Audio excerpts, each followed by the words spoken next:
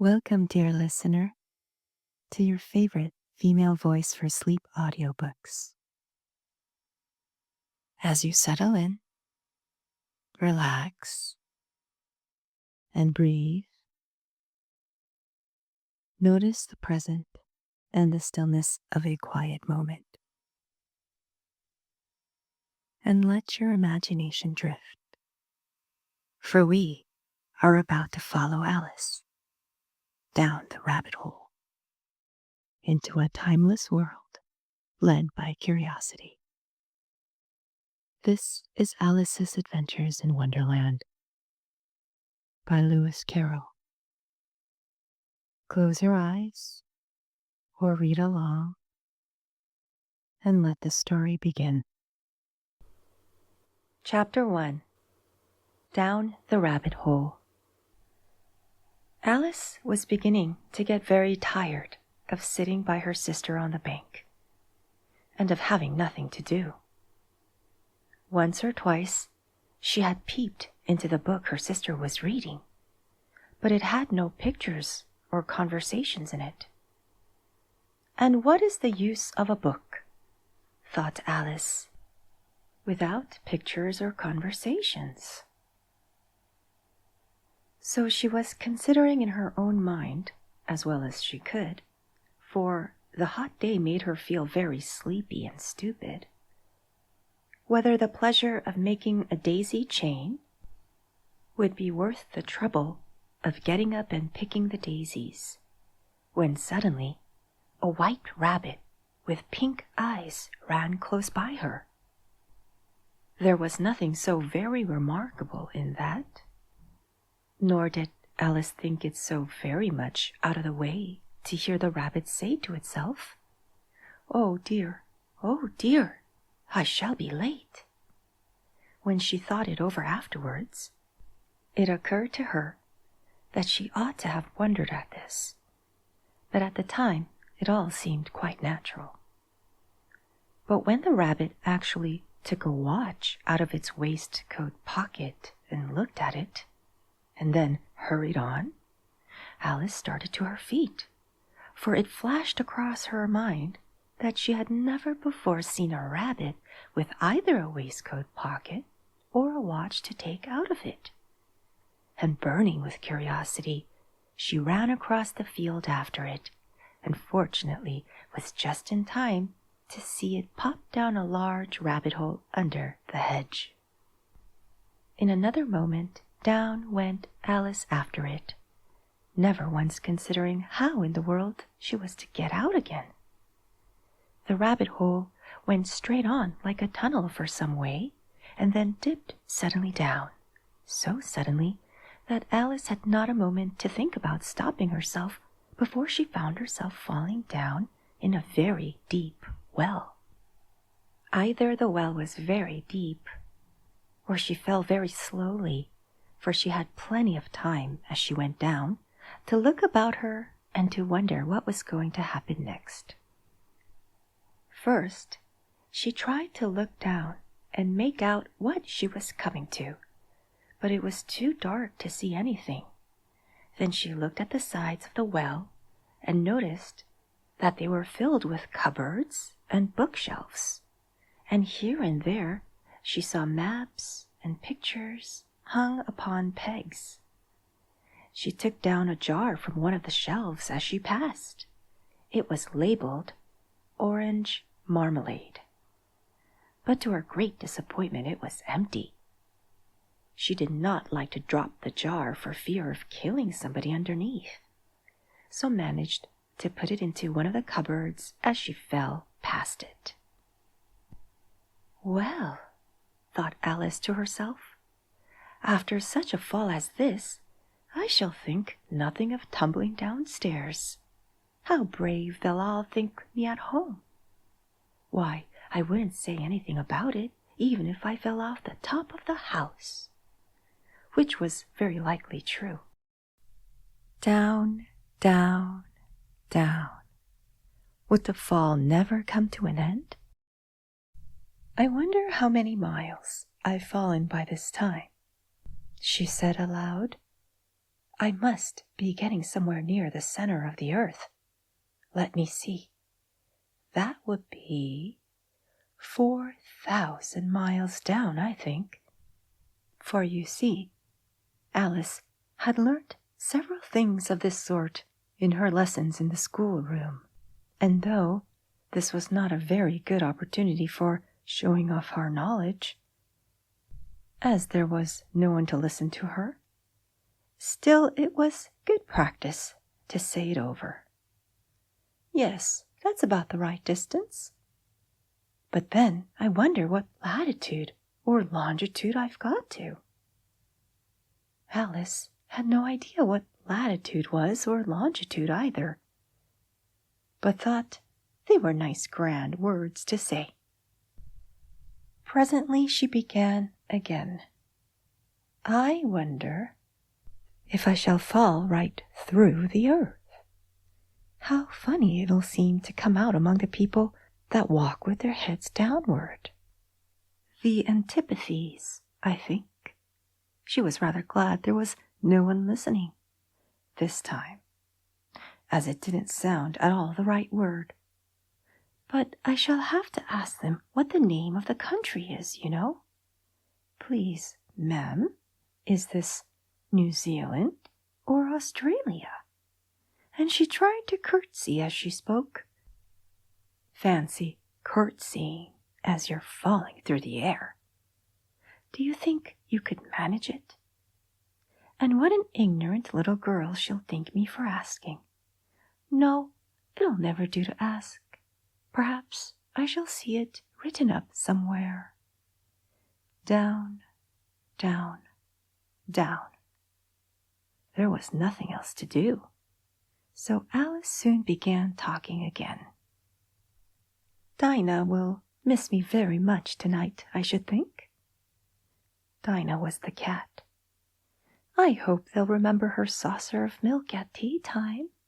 Dinah, my dear, I wish you were down here with me. There are no mice in the air, I'm afraid. But you might catch a bat, and that's very like a mouse, you know. But do cats eat bats, I wonder? And here Alice began to get rather sleepy, and went on saying to herself, in a dreamy sort of way, do cats eat bats? Do cats eat bats?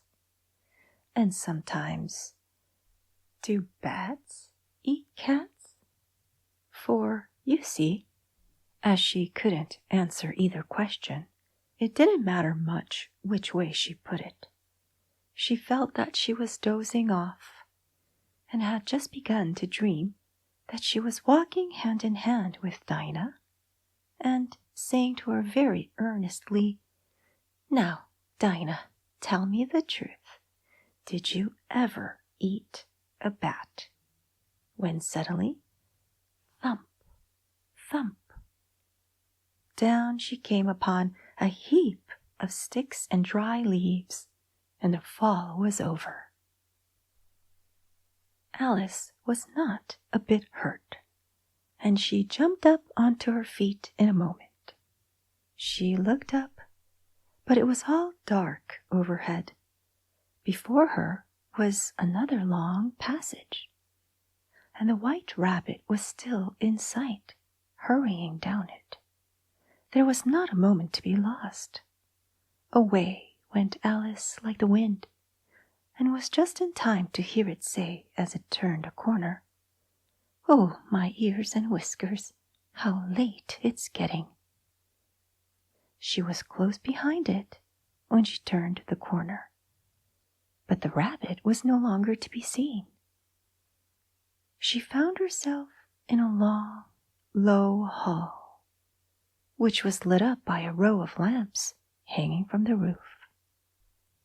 There were doors all around the hall, but they were all locked, and when Alice had been all the way down on one side and up the other, trying every door, she walked sadly down the middle, wondering how she was ever to get out again. Suddenly, she came upon a little three-legged table, all made of solid glass. There was nothing on it except a tiny golden key, and Alice's first thought was that it might belong to one of the doors of the hall. But alas, either the locks were too large, or the key was too small. But at any rate, it would not open any of them. However, on the second time round, she came upon a low curtain she had not noticed before, and behind it was a little door about 15 inches high. She tried the little golden key in the lock, and to her great delight it fitted. Alice opened the door and found that it led into a small passage, not much larger than a rat hole. She knelt down and looked along the passage into the loveliest garden you ever saw. How she longed to get out of that dark hall and wander about among those beds of bright flowers and those cool fountains. But she could not even get her head through the doorway. And even if my head would go through, thought poor Alice, it would be of very little use without my shoulders. Oh, how I wish I could shut up like a telescope. I think I could if I only knew how to begin. For you see, so many out-of-the-way things had happened lately that Alice had begun to think that very few things indeed were really impossible. There seemed to be no use in waiting by the little door, so she went back to the table, half hoping she might find another key on it, or at any rate a book of rules for shutting people up like telescopes. This time she found a little bottle on it, which certainly was not here before, said Alice. And round the neck of the bottle was a paper label with the words, "Drink me," beautifully printed on it in large letters. It was all very well to say, "Drink me," but the wise little Alice was not going to do that in a hurry. "No, I'll look first," she said, "and see whether it's marked poison or not."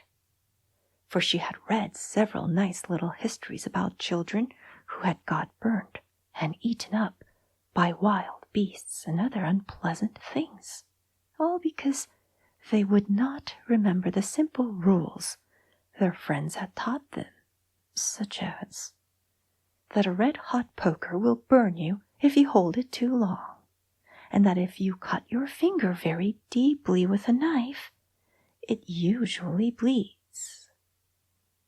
And she had never forgotten that if you drink much from a bottle marked poison, it is almost certainly to disagree with you sooner or later. However, this bottle was not marked poison, so Alice ventured to taste it. And finding it very nice, it had, in fact, a sort of mixed flavor of cherry tart, custard, pineapple, roast turkey, toffee, and hot buttered toast.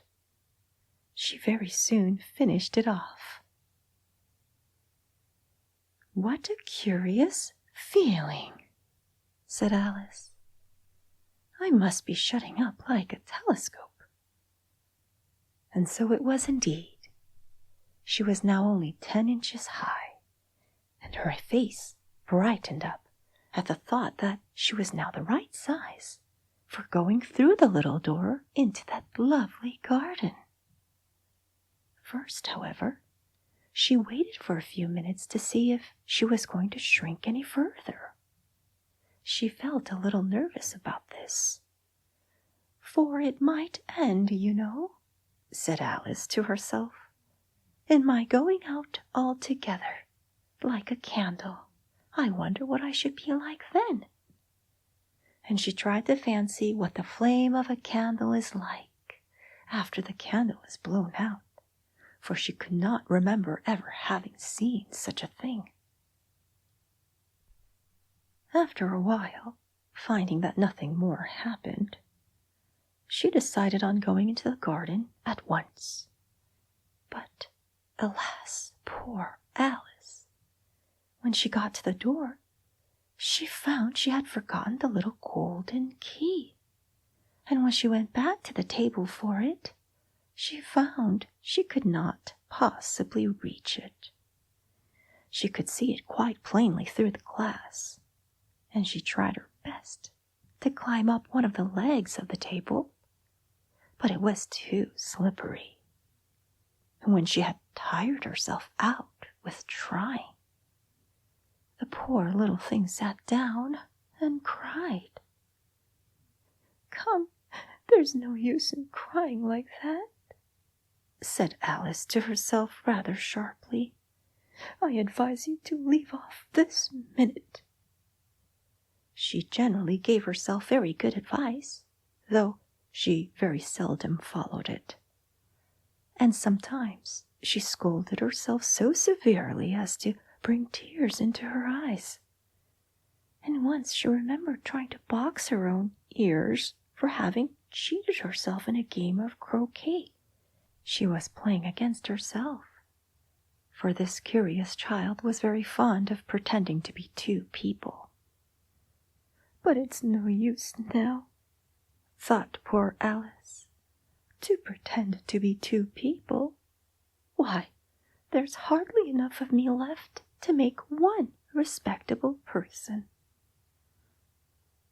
Soon her eye fell on a little glass box that was lying under the table.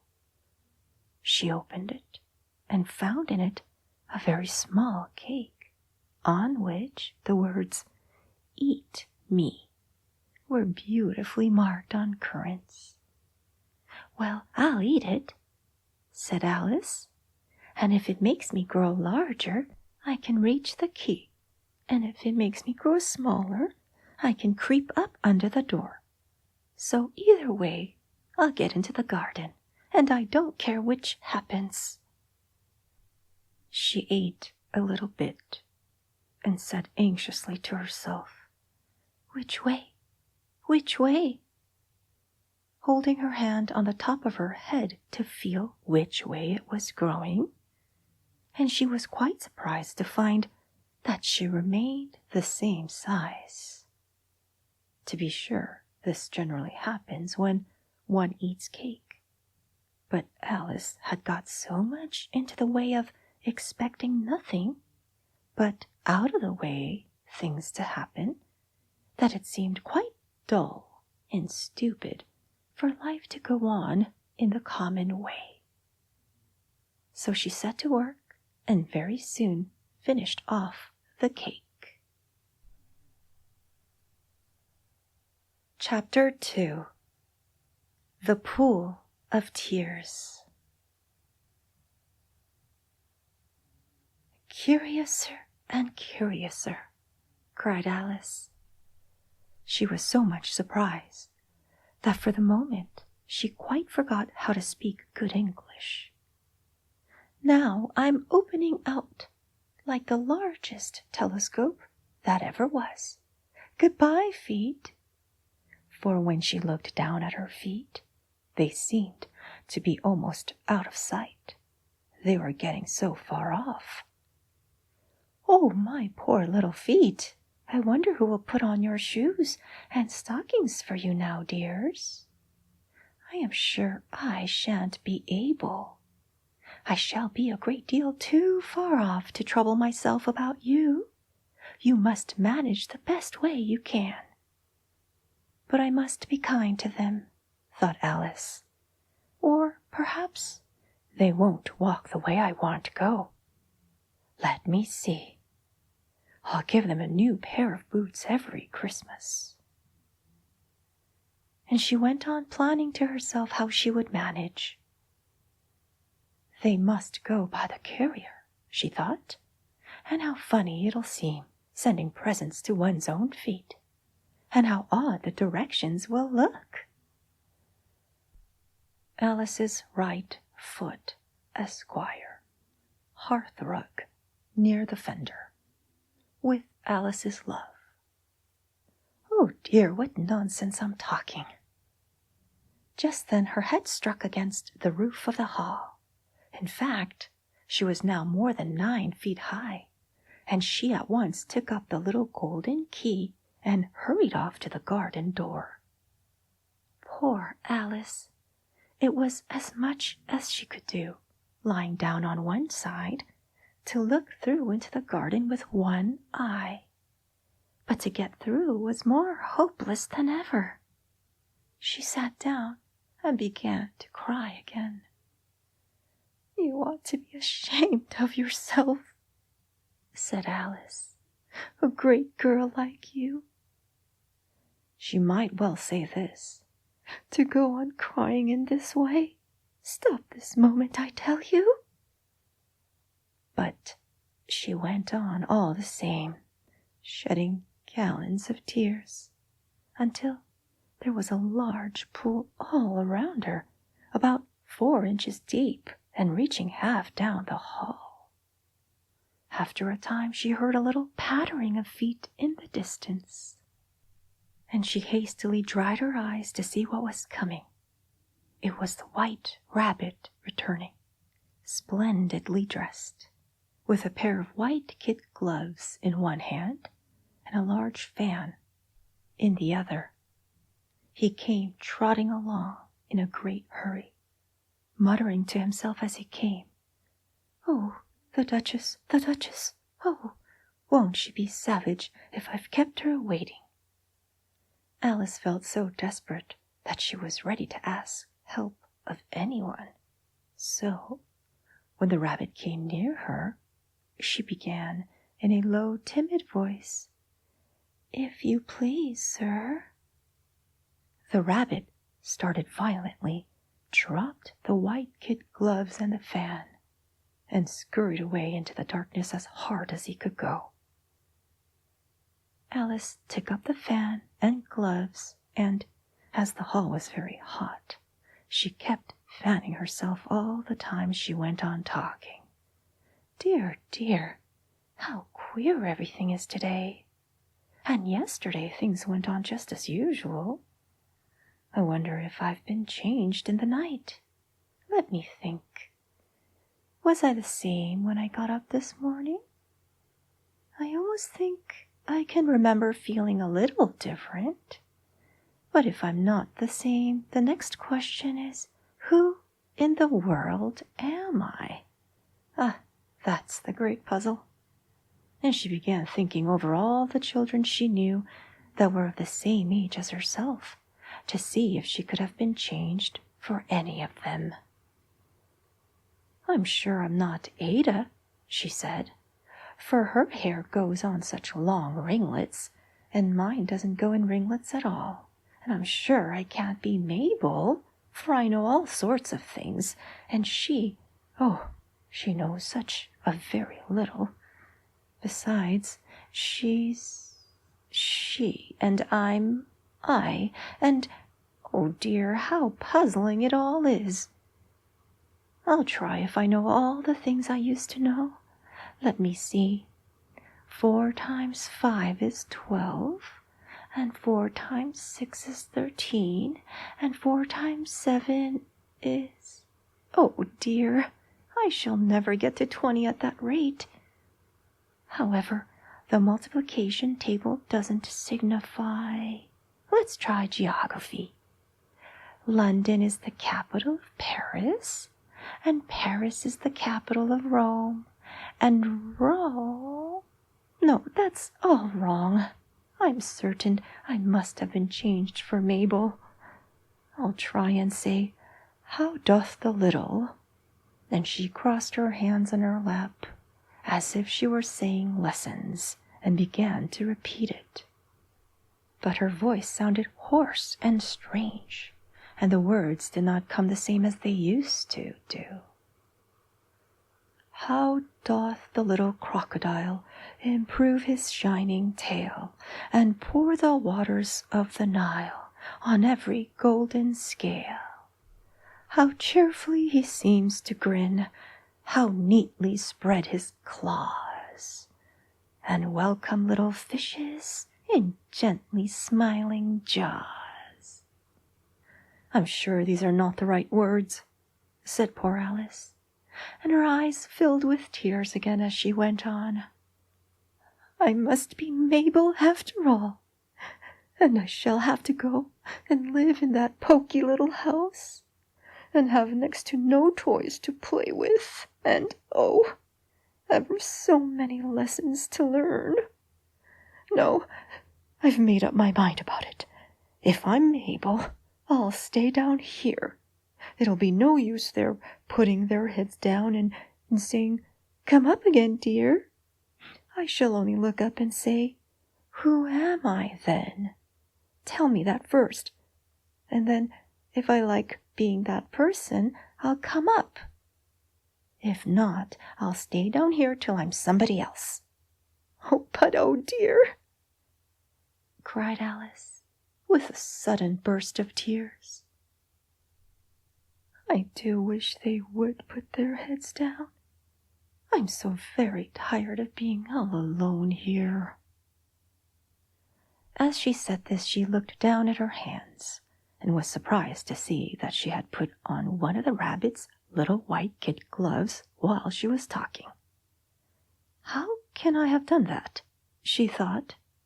"I must be growing small again." She got up and went to the table to measure herself by it, and found that, as nearly as she could guess, she was now about 2 feet high, and was going on shrinking rapidly.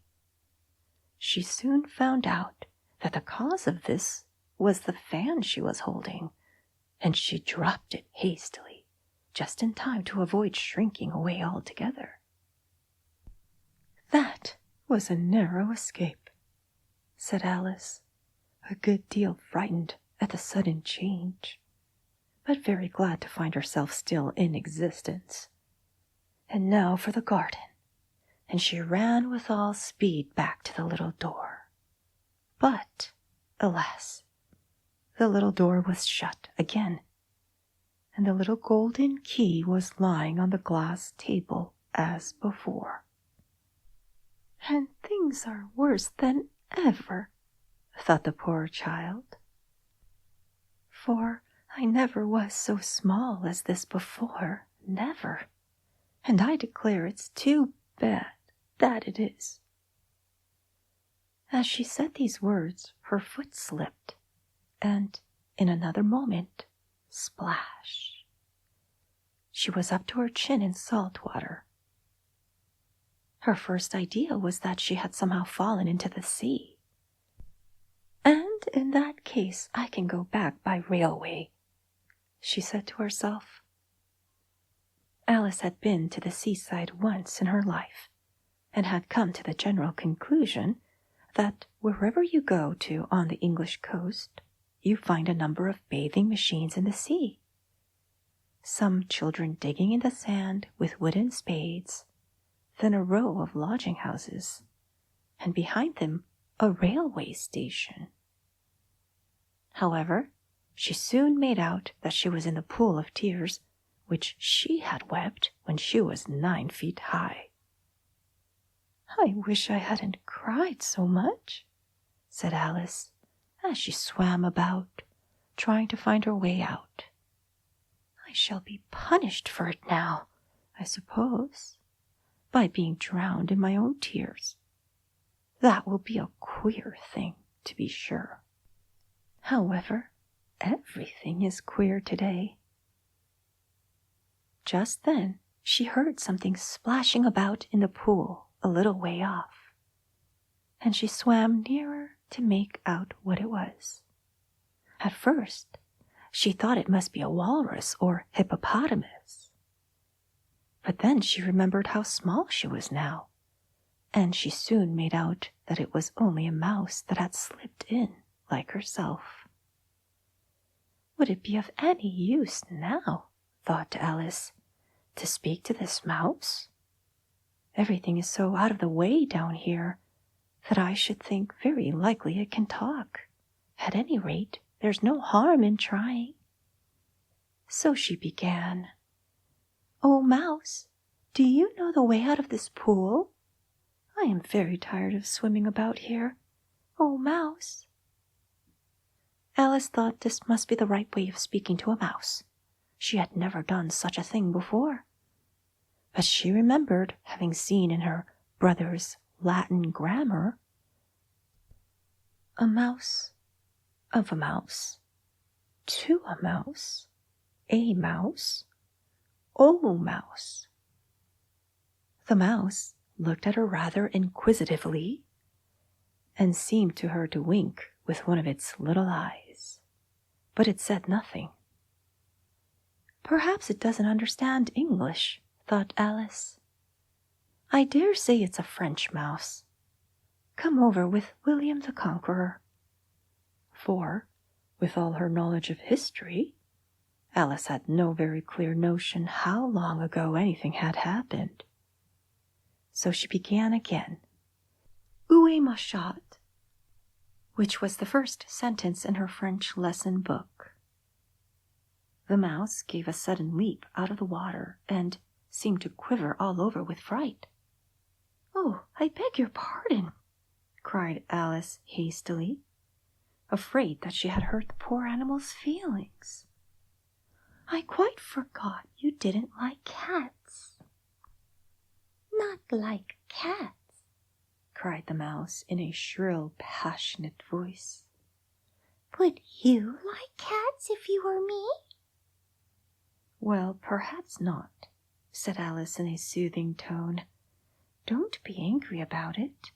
And yet I wish I could show you our cat, Dinah. I think you'd take a fancy to cats if you could only see her. She is such a dear, quiet thing." Alice went on, half to herself, as she swam lazily about in the pool. "And she sits purring so nicely by the fire, licking her paws and washing her face. And she is such a nice, soft thing to nurse. And she's such a capital one for catching mice." "Oh, I beg your pardon," cried Alice again, for this time the mouse was bristling all over, and she felt certain it must be really offended. "We won't talk about her any more if you'd rather not." "We indeed," cried the mouse, who was trembling down to the end of his tail. "As if I would talk on such a subject. Our family always hated cats. Nasty, low, vulgar things. Don't let me hear the name again." "I won't indeed," said Alice, in a great hurry to change the subject of conversation. Are you fond of dogs?" The mouse did not answer, so Alice went on eagerly. "There is such a nice little dog near our house I should like to show you. A little bright-eyed terrier, you know, with, oh, such long curly brown hair. And it'll fetch things when you throw them, and it'll sit up and beg for its dinner and all sorts of things. I can't remember half of them, and it belongs to a farmer, you know, and he says it's so useful it's worth 100 pounds. He says it kills all the rats and—" "Oh, dear," cried Alice in a sorrowful tone. "I'm afraid I've offended it again." For the mouse was swimming away from her as hard as it could go, and making quite a commotion in the pool as it went. So she called softly after it, "Mouse, dear, do come back again, and we won't talk about cats or dogs either, if you don't like them." When the mouse heard this, it turned round and swam slowly back to her. Its face was quite pale, with passion, Alice thought, and it said in a low, trembling voice, "Let us get to the shore and then I'll tell you my history, and you'll understand why it is I hate cats and dogs." It was high time to go, for the pool was getting quite crowded with the birds and animals that had fallen into it. There was a duck and a dodo, a lory, and an eaglet, and several other curious creatures. Alice led the way, and the whole party swam to the shore. Chapter 3. A Caucus-Race and a Long Tail. They were indeed a queer-looking party that assembled on the bank. The birds with draggled feathers, the animals with their fur clinging close to them, and all dripping wet, cross, and uncomfortable. The first question, of course, was how to get dry again. They had a consultation about this, and after a few minutes, it seemed quite natural to Alice to find herself talking familiarly with them, as if she had known them all her life. Indeed, she had quite a long argument with the lory, who at last turned sulky, and would only say, "I'm older than you, and you must know better." And this Alice would not allow without knowing how old it was.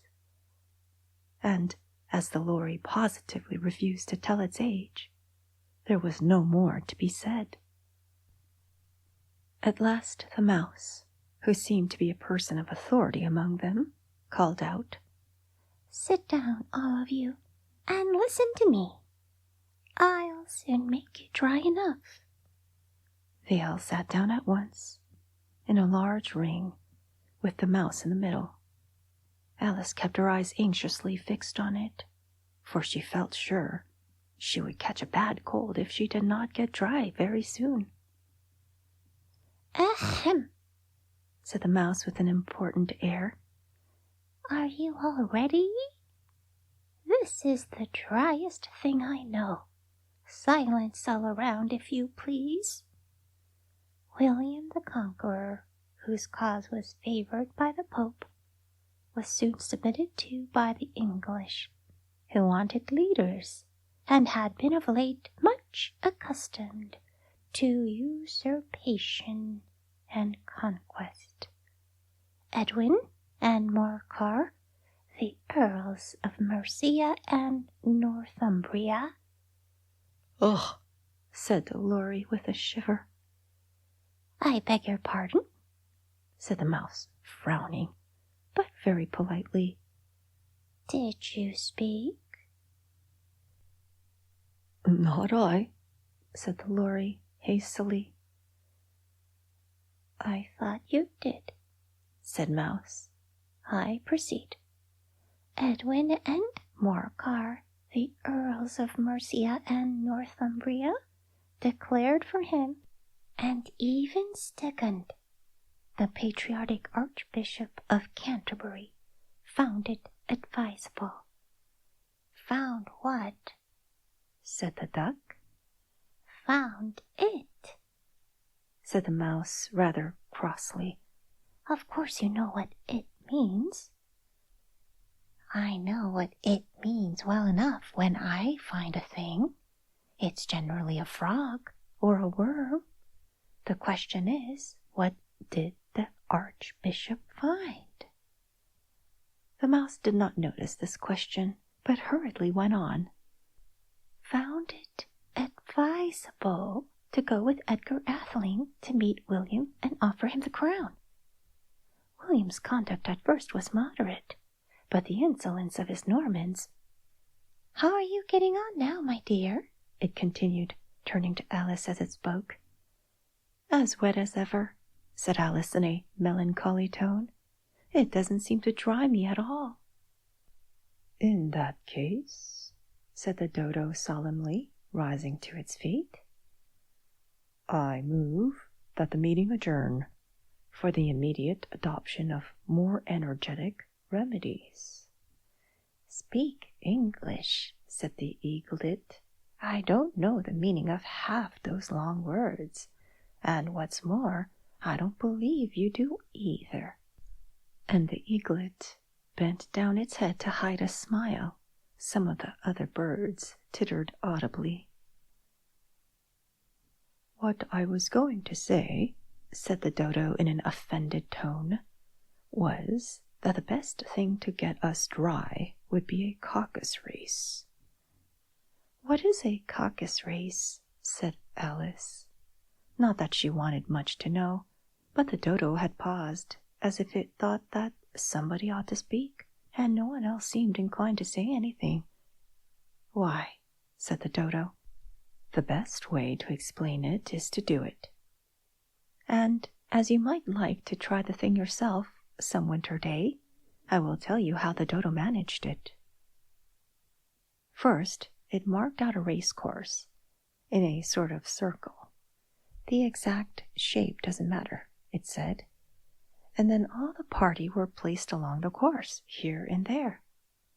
There was no 1, 2, 3, and away, but they began running when they liked, and left off when they liked, so that it was not easy to know when the race was over. However, when they had been running half an hour or so, and were quite dry again, the dodo suddenly called out, "The race is over." And they all crowded around it, panting and asking, "But who has won?" This question the dodo could not answer without a great deal of thought, and it sat for a long time with one finger pressed upon its forehead, the position in which you usually see Shakespeare in the pictures of him, while the rest waited in silence. At last the dodo said, "Everybody has won, and all must have prizes." "But who is to give the prizes?" quite a chorus of voices asked. "Why, she, of course," said the dodo, pointing to Alice with one finger, and the whole party at once crowded round her, calling out in a confused way, "Prizes, prizes." Alice had no idea what to do, and in despair she put her hand in her pocket and pulled out a box of comfits. Luckily the salt water had not got into it, and handed them round as prizes. They were exactly 1 apiece, all round.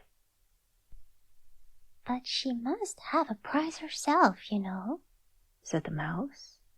"Of course," the dodo replied very gravely. "What else have you got in your pocket?" he went on, turning to Alice. "Only a thimble," said Alice sadly. "Hand it over here," said the dodo. Then they all crowded round her once more, while the dodo solemnly presented the thimble, saying, "We beg your acceptance of this elegant thimble." And when it had finished this short speech, they all cheered. Alice thought the whole thing very absurd, but they all looked so grave that she did not dare to laugh, and, as she could not think of anything to say, she simply bowed and took the thimble, looking as solemn as she could. The next thing was to eat the comfits. This caused some noise and confusion, as the large birds complained that they could not taste theirs, and the small ones choked and had to be patted on the back. However, it was over at last, and they sat down again in a ring and begged the mouse to tell them something more. "You promised to tell me your history, you know," said Alice, "and why it is you hate C and D," she added in a whisper, half afraid that it would be offended again. "Mine is a long and sad tale," said the mouse, turning to Alice and sighing. "It is a long tale, certainly," said Alice, looking down with wonder at the mouse's tail. "But why do you call it sad?" And she kept on puzzling about it while the mouse was speaking, so that her idea of the tale was something like this. Furry said to a mouse that he met in the house. let us both go to law. I will prosecute you. Come, I'll take no denial. We must have a trial, for really this morning I've nothing to do, said the mouse to the cur. Such a trial, dear sir, with no jury or judge, would be wasting our breath. I'll be judge, I'll be jury, said cunning old Fury. I'll try the whole cause and condemn you to death. You are not attending, said the mouse to Alice severely. What are you thinking of? I beg your pardon, said Alice very humbly. You had got to the 5th bend, I think. I had not, cried the mouse sharply and very angrily. Not? Said Alice, always ready to make herself useful, and looking anxiously about her. Oh, do let me help to undo it. I shall do nothing of the sort, said the mouse, getting up and walking away. You insult me by talking such nonsense. I didn't mean it, pleaded poor Alice. But you're so easily offended, you know. The mouse only growled in reply. Please come back and finish your story, Alice called after it, and the others all joined in chorus. Yes, please do. But the mouse only shook its head impatiently and walked a little quicker. What a pity it wouldn't stay, sighed the lory, as soon as it was quite out of sight. And an old crab took the opportunity of saying to her daughter, Ah, my dear, let this be a lesson to you never to lose your temper. Hold your tongue, Ma, said the young crab a little snappishly. You are enough to try the patience of an oyster. I wish I had our Dinah here, I know I do, said Alice aloud, addressing nobody in particular. She'd soon fetch it back. And who is Dinah, if I might venture to ask the question? Said the lory. Alice replied eagerly, for she was always ready to talk about her pet. Dinah's our cat, and she's such a capital one for catching mice you can't think. And oh, I wish you could see her after the birds. Why, she'll eat a little bird as soon as you look at it. This speech caused a remarkable sensation among the party. Some of the birds hurried off at once. One old magpie began wrapping itself up very carefully, remarking, I really must be getting home. The night air doesn't suit my throat. And a canary called out in a trembling voice to its children, Come away, my dears. It's a high time you are all in bed. In various pretexts, they all moved off, and Alice was soon left alone. I wish I hadn't mentioned Dinah, she said to herself in a melancholy tone. Nobody seems to like her down here, and I'm sure she's the best cat in the world. Oh, my dear Dinah, I wonder if I shall ever see you any more. And here poor Alice began to cry again, for she felt very lonely and low-spirited. In a little while, however, she again heard a little pattering of footsteps in the distance, and she looked up eagerly, half hoping that the mouse had changed his mind and was coming back to finish his story.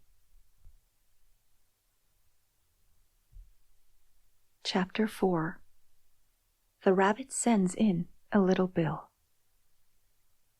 It was the White Rabbit trotting slowly back again and looking anxiously about as it went, as if it had lost something. And she heard it muttering to itself, The Duchess! The Duchess! Oh, my dear paws! Oh, my fur and whiskers! She'll get me executed, as sure as ferrets are ferrets. Where can I have dropped them, I wonder? Alice guessed in a moment that it was looking for the fan and the pair of white kid gloves, and she very good-naturedly began hunting about for them. But they were nowhere to be seen. Everything seemed to have changed since her swim in the pool, and the great hall with the glass table and the little door had vanished completely. Very soon the rabbit noticed Alice, as she went hunting about, and calling out to her in an angry tone, "Why, Mary Ann, what are you doing out here? Run home this moment, and fetch me a pair of gloves and a fan. Quick, now!" And Alice was so much frightened that she ran off at once in the direction it pointed to, without trying to explain the mistake it had made. "He took me for his housemaid," she said to herself as she ran. "How surprised he'll be when he finds out who I am.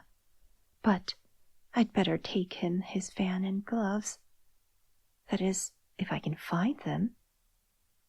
As she said this, she came upon a neat little house, on the door of which was a bright brass plate with the name W. Rabbit engraved upon it. She went in without knocking and hurried upstairs, in great fear lest she should meet the real Mary Ann and be turned out of the house before she had found the fan and gloves. "How queer it seems," Alice said to herself, "to be going messages for a rabbit. I suppose Dinah will be sending me on messages next." And she began fancying the sort of thing that would happen. "Miss Alice, come here directly and get ready for your walk." "Coming in a minute, nurse. But I've got to see that the mouse doesn't get out. Only I don't think," Alice went on, "that they'd let Dinah stop in the house if it began ordering people like that." By this time she had found her way into a tidy little room with a table in the window, and on it, as she had hoped, a fan and 2 or 3 pairs of tiny white kid gloves. She took up the fan and a pair of the gloves, and was just going to leave the room when her eye fell upon a little bottle that stood near the looking-glass. There was no label this time with the words "Drink me," but nevertheless she uncorked it and put it to her lips. "I know something interesting is sure to happen," she said to herself, "whenever I eat or drink anything, so I'll just see what this bottle does. I do hope it'll make me grow large again, for really I'm quite tired of being such a tiny little thing." It did so indeed, and much sooner than she had expected. Before she had drunk half the bottle, she found her head pressing against the ceiling, and had to stoop to save her neck from being broken. She hastily put down the bottle, saying to herself, "That's quite enough. I hope I shan't grow any more. As it is, I can't get out the door. I do wish I hadn't drunk quite so much." Alas, it was too late to wish that. Still, she went on growing, and, as a last resource, she put one arm out of the window and one foot up the chimney, and said to herself, "Now I can do no more whatever happens. What will become of me?" Luckily for Alice, the little magic bottle had now had its full effect, and she grew no longer. Still, it was very uncomfortable, and as there seemed to be no sort of chance of her ever getting out of the room again, no wonder she felt unhappy. It was much pleasanter at home, thought poor Alice, when one wasn't always growing larger and smaller and being ordered about by mice and rabbits. I almost wish I hadn't gone down that rabbit hole. And yet, it's rather curious, you know, this sort of life. I do wonder what can have happened to me. When I used to read fairy tales, I fancied that kind of thing never happened. And now, here I am in the middle of one. There ought to be a book written about me. That there ought. And when I grow up, I'll write one. But I'm grown up now, she added in a sorrowful tone. At least there's no room to grow up any more here. But then, thought Alice, shall I never get any older than I am now? That'll be a comfort. One way, never to be an old woman. But then, always to have lessons to learn. Oh, I shouldn't like that. Oh, you foolish Alice, she answered herself. How can you learn lessons in here? Why, there's hardly room for you, and no room at all for any lesson books. And so she went on, taking first one side and then the other, and making quite a conversation of it all together. But after a few minutes, she heard a voice outside and stopped to listen. "Marianne, Marianne," said the voice. "Fetch me my gloves this moment."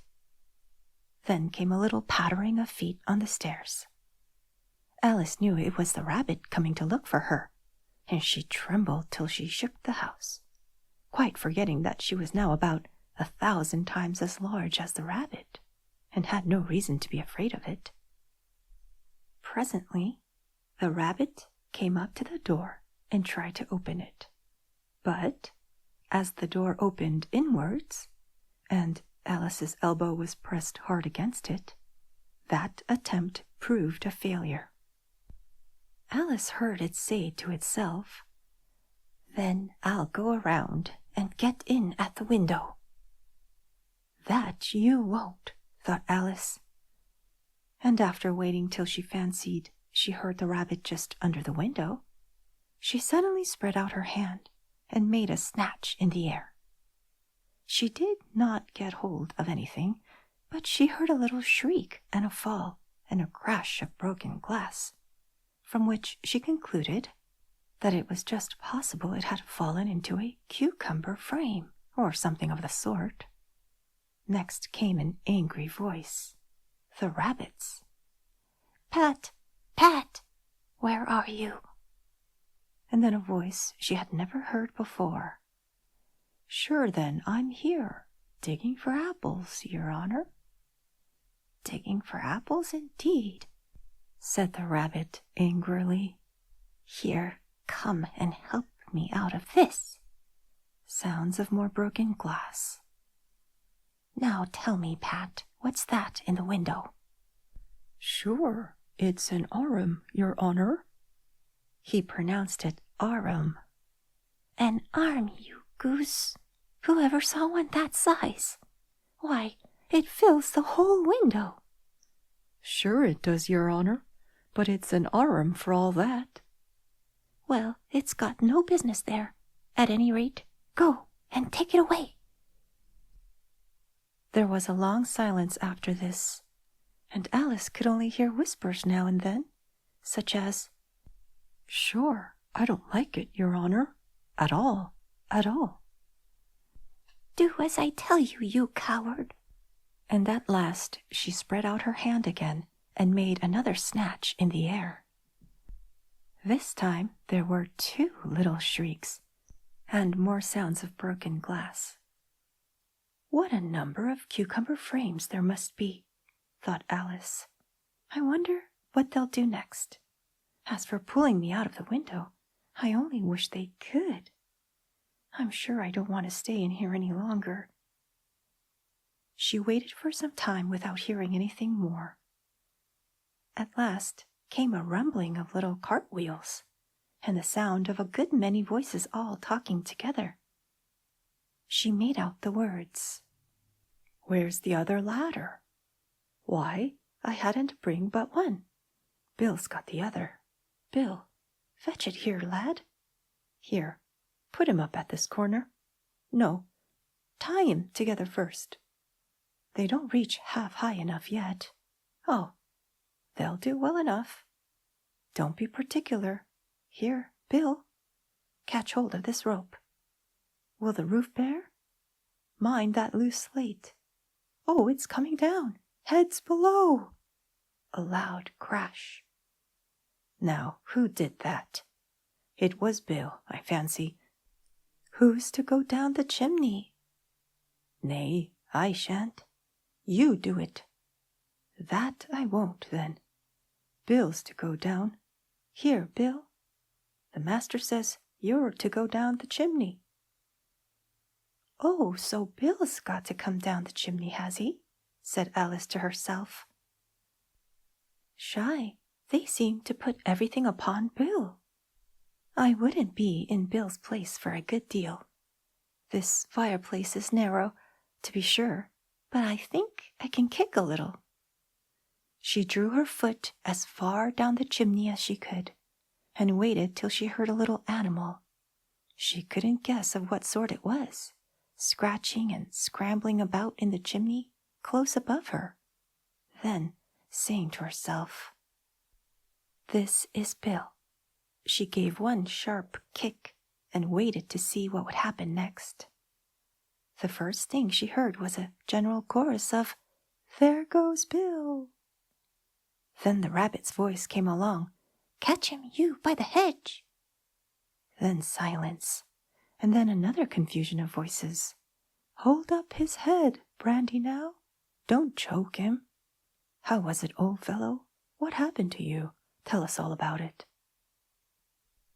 Last came a little feeble, squeaking voice.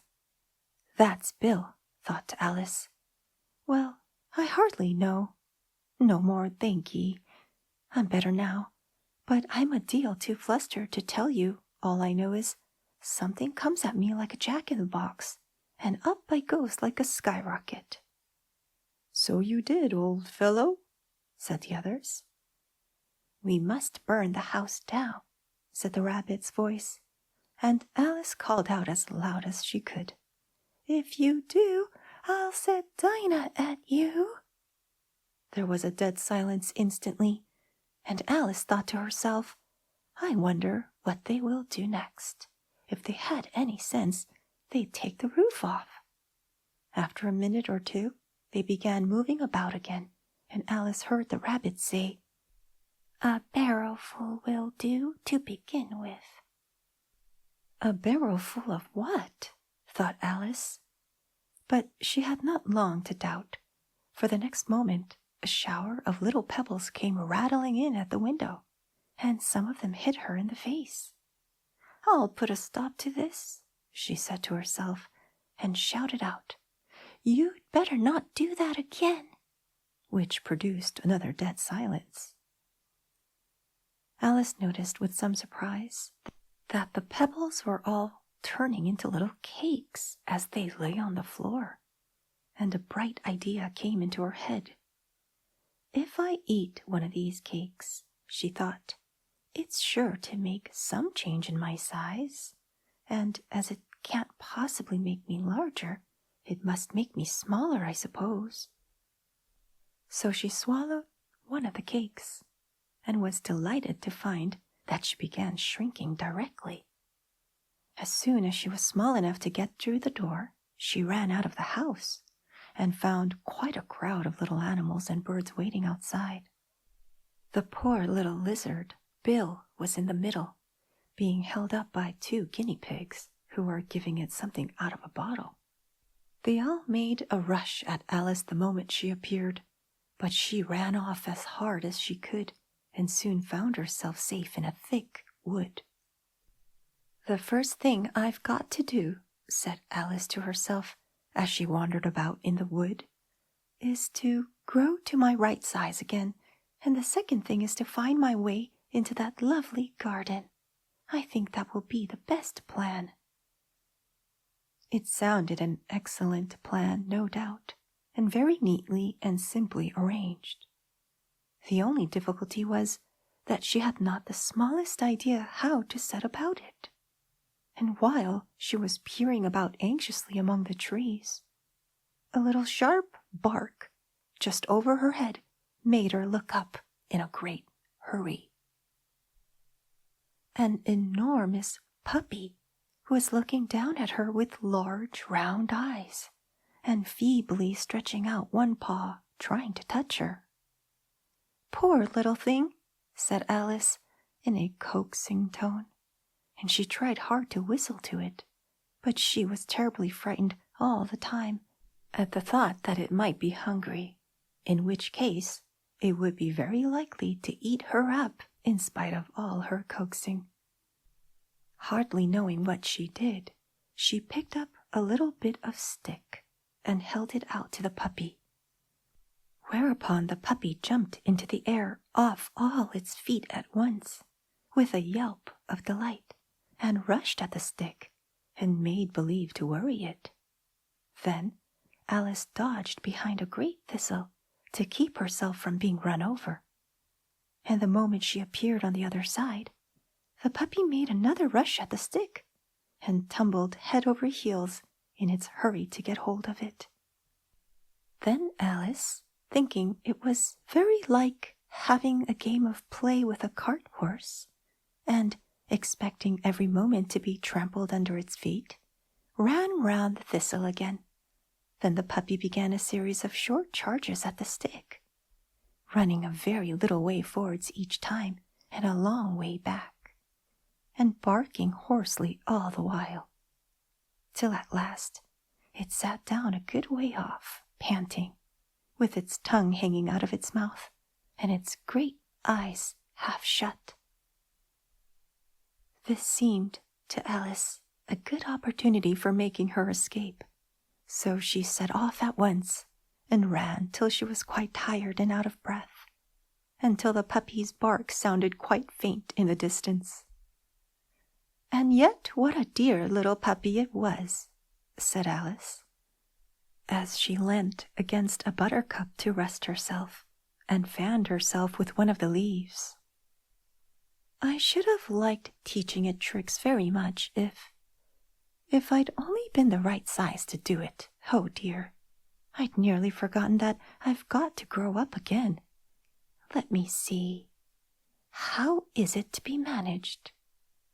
I suppose I ought to eat or drink something or other, but the great question is, what?"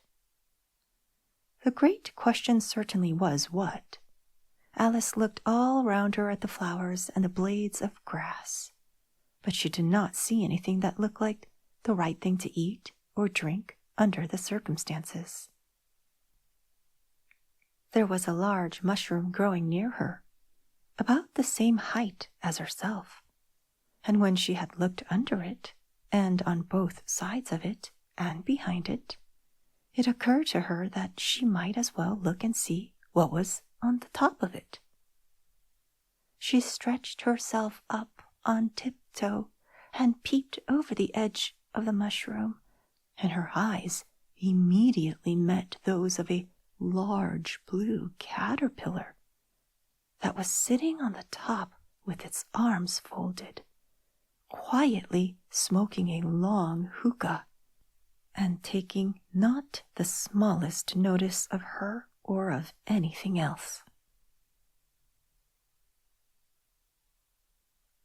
Chapter 5. Advice from a Caterpillar.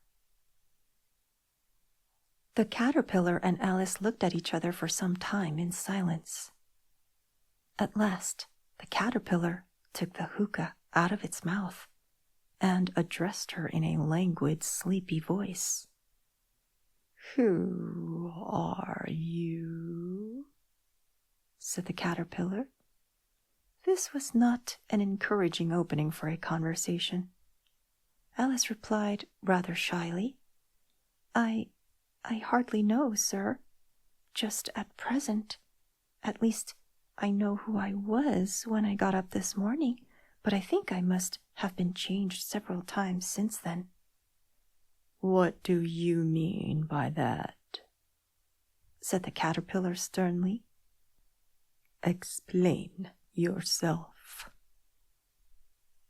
"I can't explain myself, I'm afraid, sir," said Alice, "because I am not myself, you see."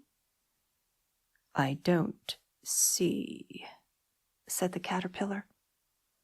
"I'm afraid I can't put it more clearly," Alice replied very politely, "for I can't understand it myself to begin with, and being so many different sizes in a day is very confusing." "It isn't," said the caterpillar. "Well, perhaps you haven't found it so yet," said Alice. "But when you have to turn into a chrysalis, you will some day, you know, and then after that into a butterfly, I should think you'll feel it a little queer, won't you?" "Not a bit," said the caterpillar.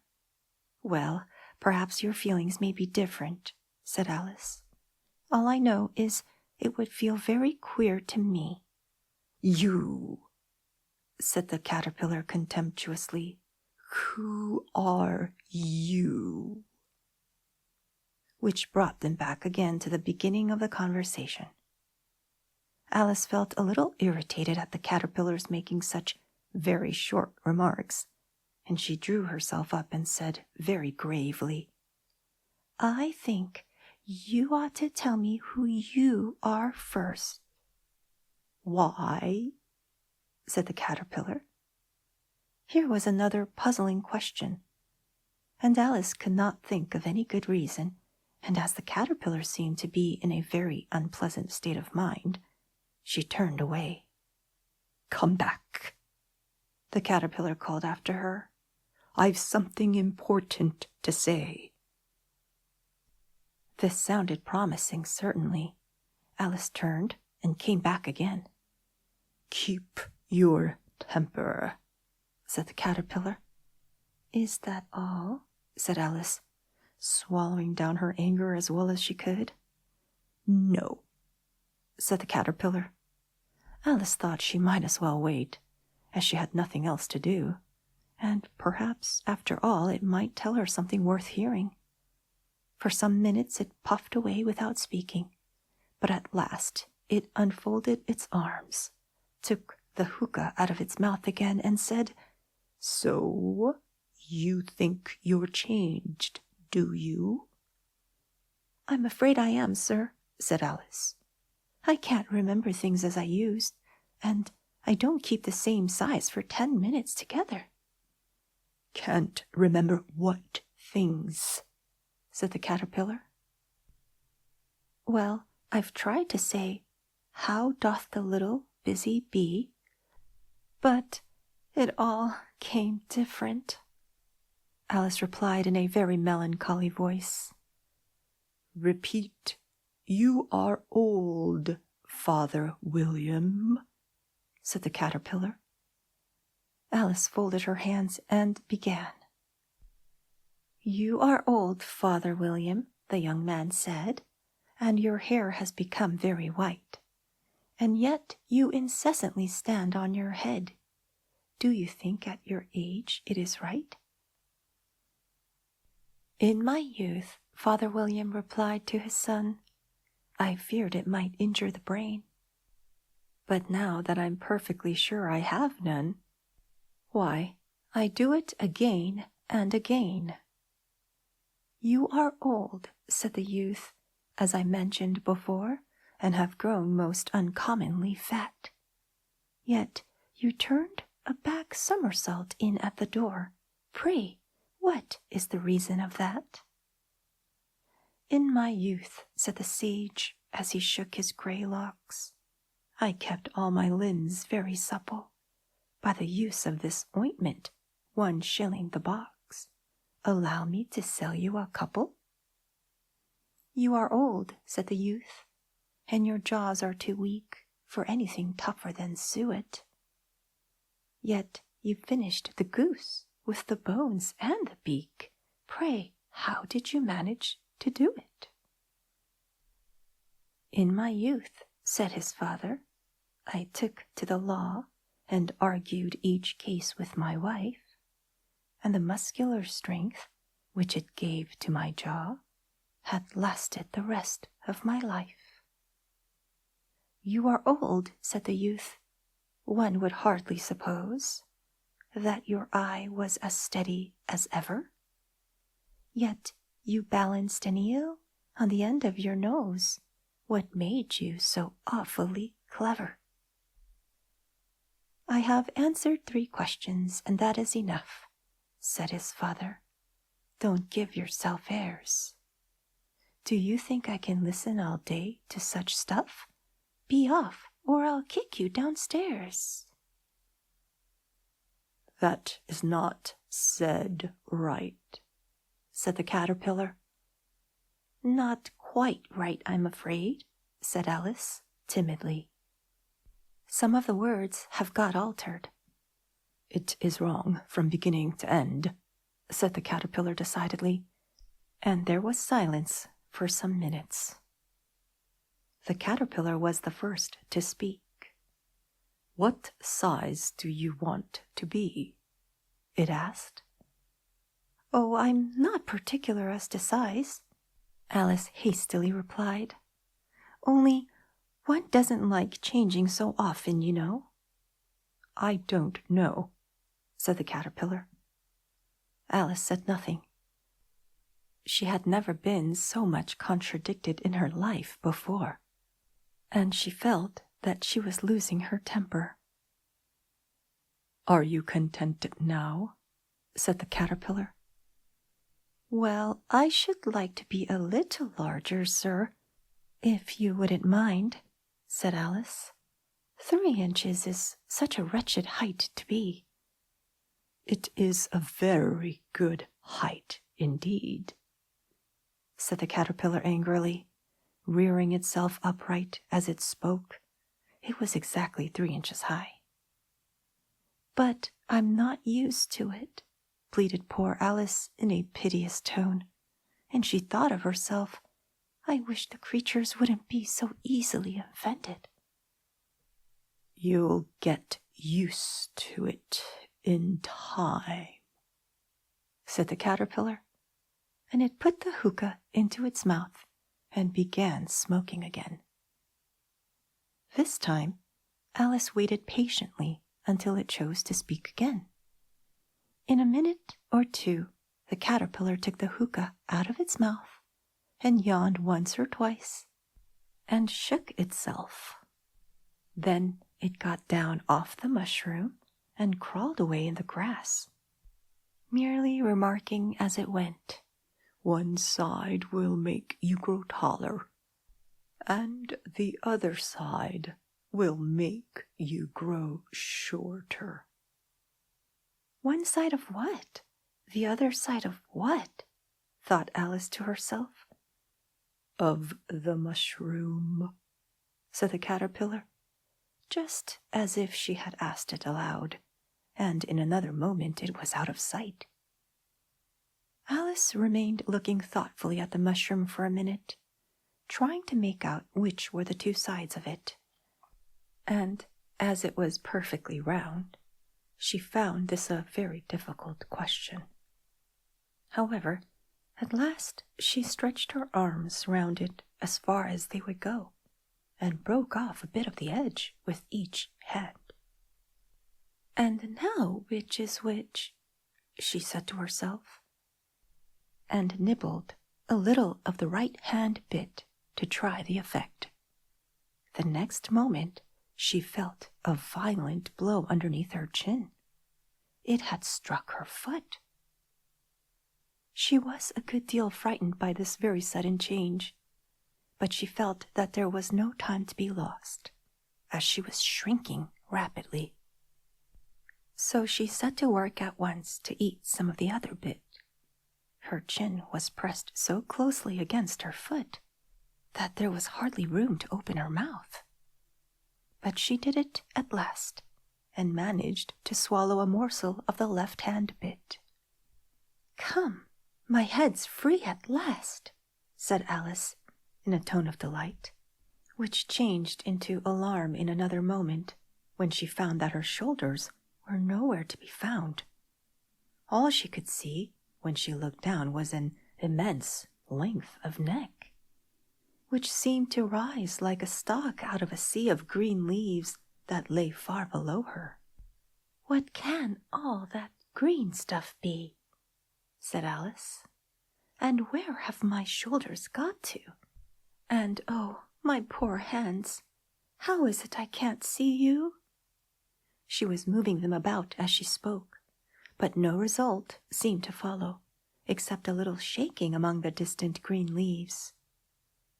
As there seemed to be no chance of getting her hands up to her head, she tried to get her head down to them, and was delighted to find that her neck would bend about easily in any direction, like a serpent. She had just succeeded in curving it down into a graceful zigzag, and was going to dive in among the leaves, which she found to be nothing but the tops of the trees under which she had been wandering, when a sharp hiss made her draw back in a hurry. A large pigeon had flown into her face, and was beating her violently with its wings. "Serpent!" screamed the pigeon. "I'm not a serpent," said Alice indignantly. "Let me alone." "Serpent, I say again," repeated the pigeon, but in a more subdued tone, and added with a kind of sob, "I've tried every way, and nothing seems to suit them." "I haven't the least idea what you're talking about," said Alice. "I've tried the roots of trees, and I've tried banks, and I've tried hedges," the pigeon went on, without attending to her. "But those serpents, there's no pleasing them."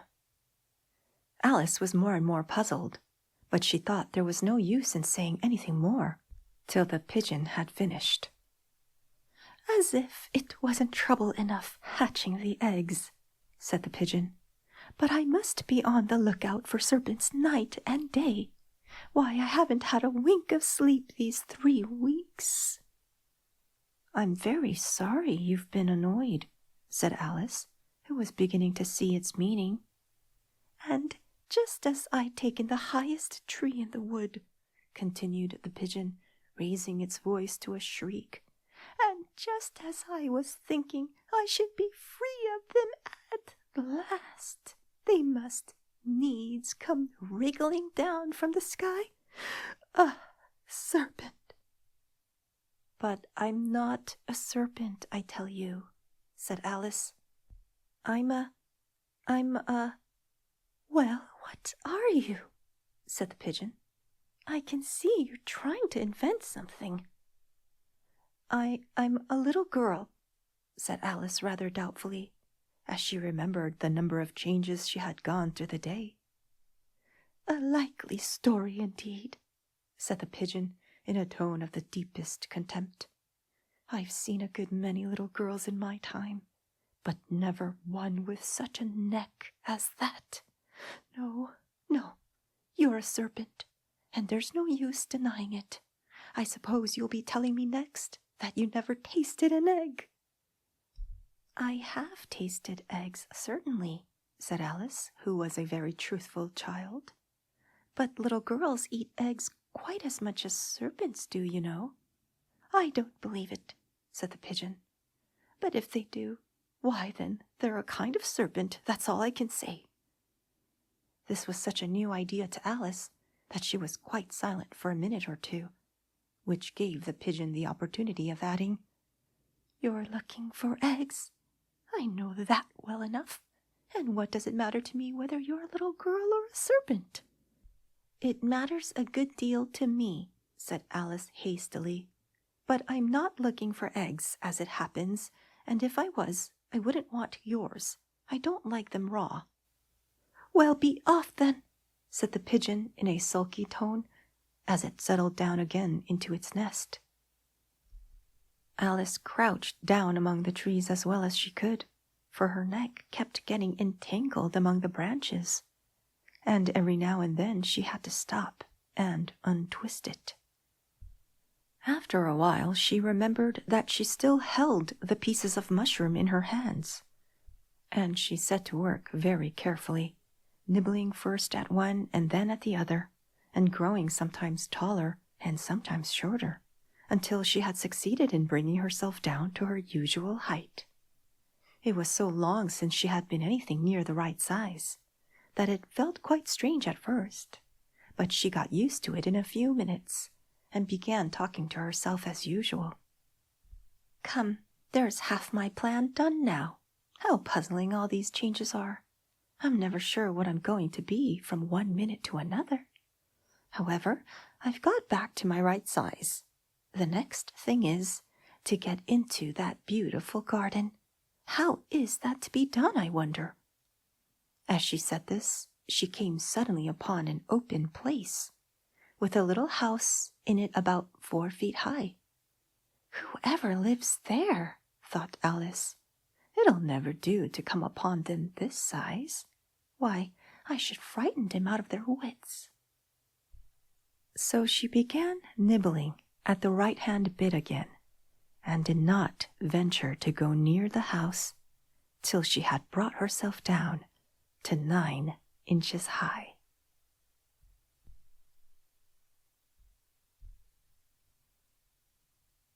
Chapter 6.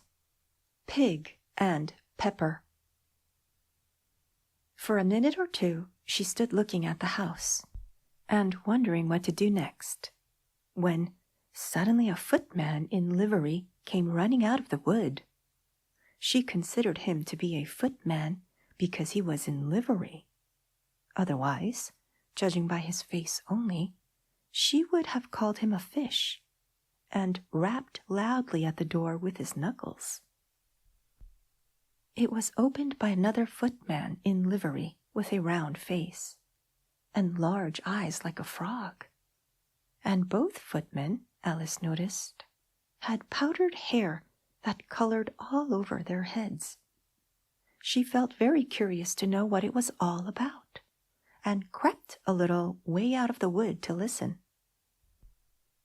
The fish footman began by producing from under his arm a great letter, nearly as large as himself, and this he handed over to the other, saying in a solemn tone, "For the Duchess, an invitation from the Queen to play croquet."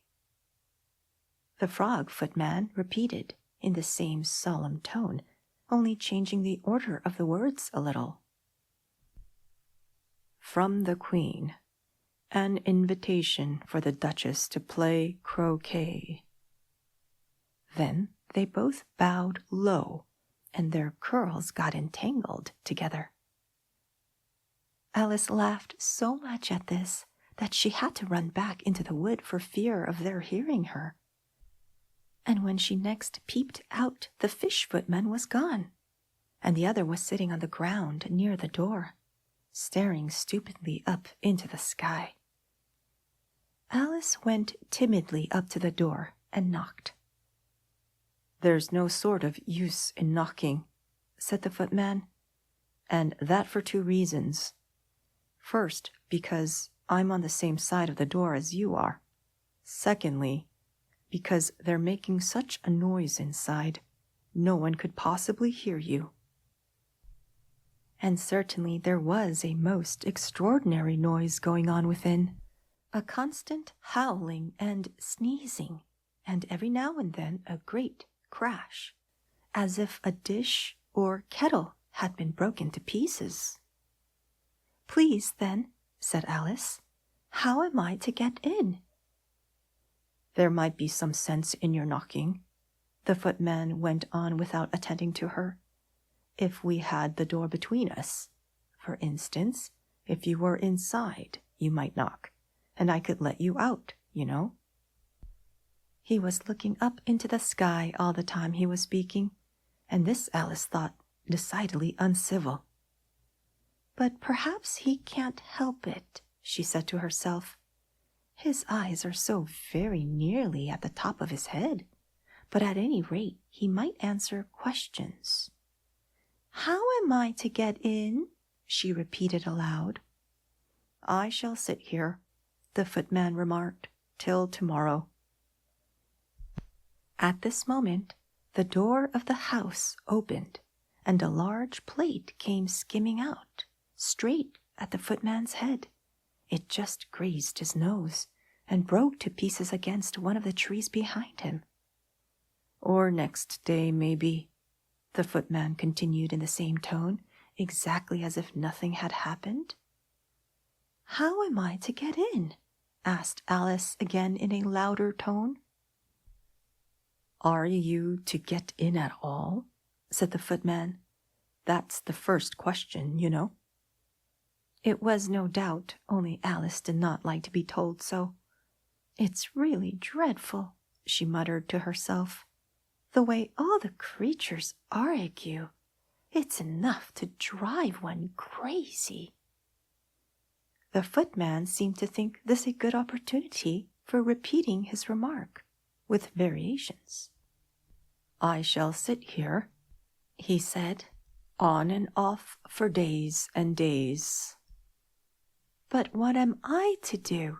Said Alice. Anything you like, said the footman, and began whistling.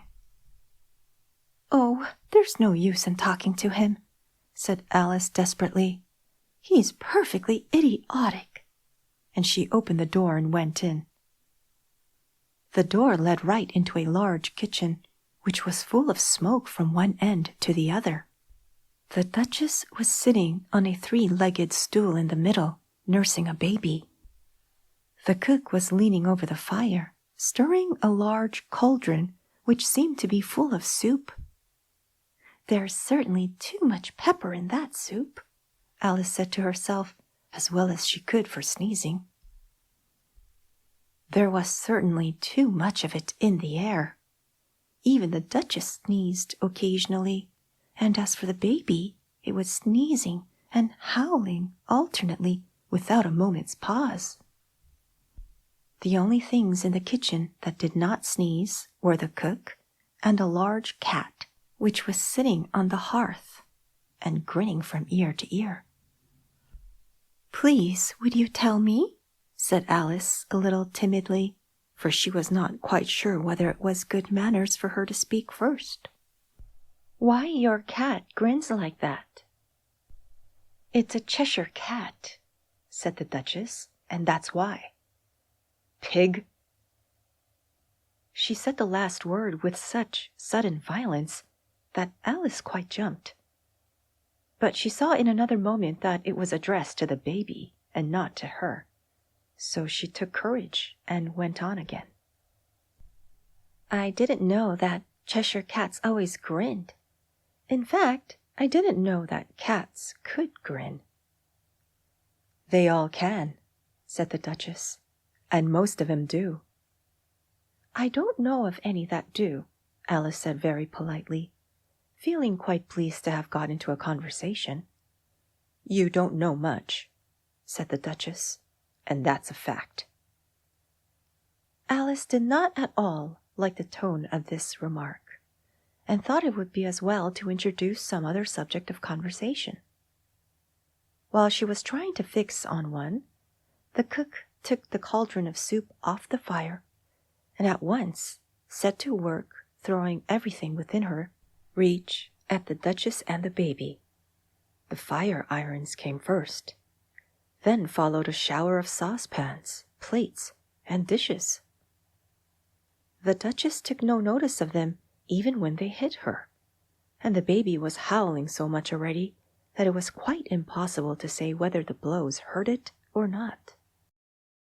Oh, please mind what you're doing, cried Alice, jumping up and down in an agony of terror. Oh, there goes his precious nose, as an unusually large saucepan flew close by it, and very nearly carried it off. If everybody minded their own business, the Duchess said in a hoarse growl, the world would go round a deal faster than it does. Which would not be an advantage, said Alice, who felt very glad to get an opportunity of showing off a little of her knowledge. Just think of what work it would make with the day and night. You see, the earth takes 24 hours to turn round on its axis. Talking of axes, said the Duchess, chop off her head. Alice glanced rather anxiously at the cook, to see if she meant to take the hint. But the cook was busily stirring the soup, and seemed not to be listening. So she went on again. 24 hours, I think, or is it 12? Oh, don't bother me, said the Duchess. I never could abide figures.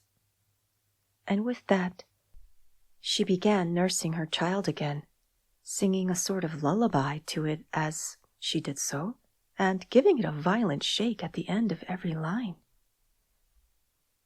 Speak roughly to your little boy, and beat him when he sneezes. He only does it to annoy, because he knows it teases. Chorus, in which the cook and the baby joined.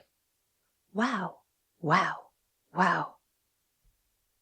While the Duchess sang the second verse of the song, she kept tossing the baby violently up and down, and the poor little thing howled so that Alice could hardly hear the words.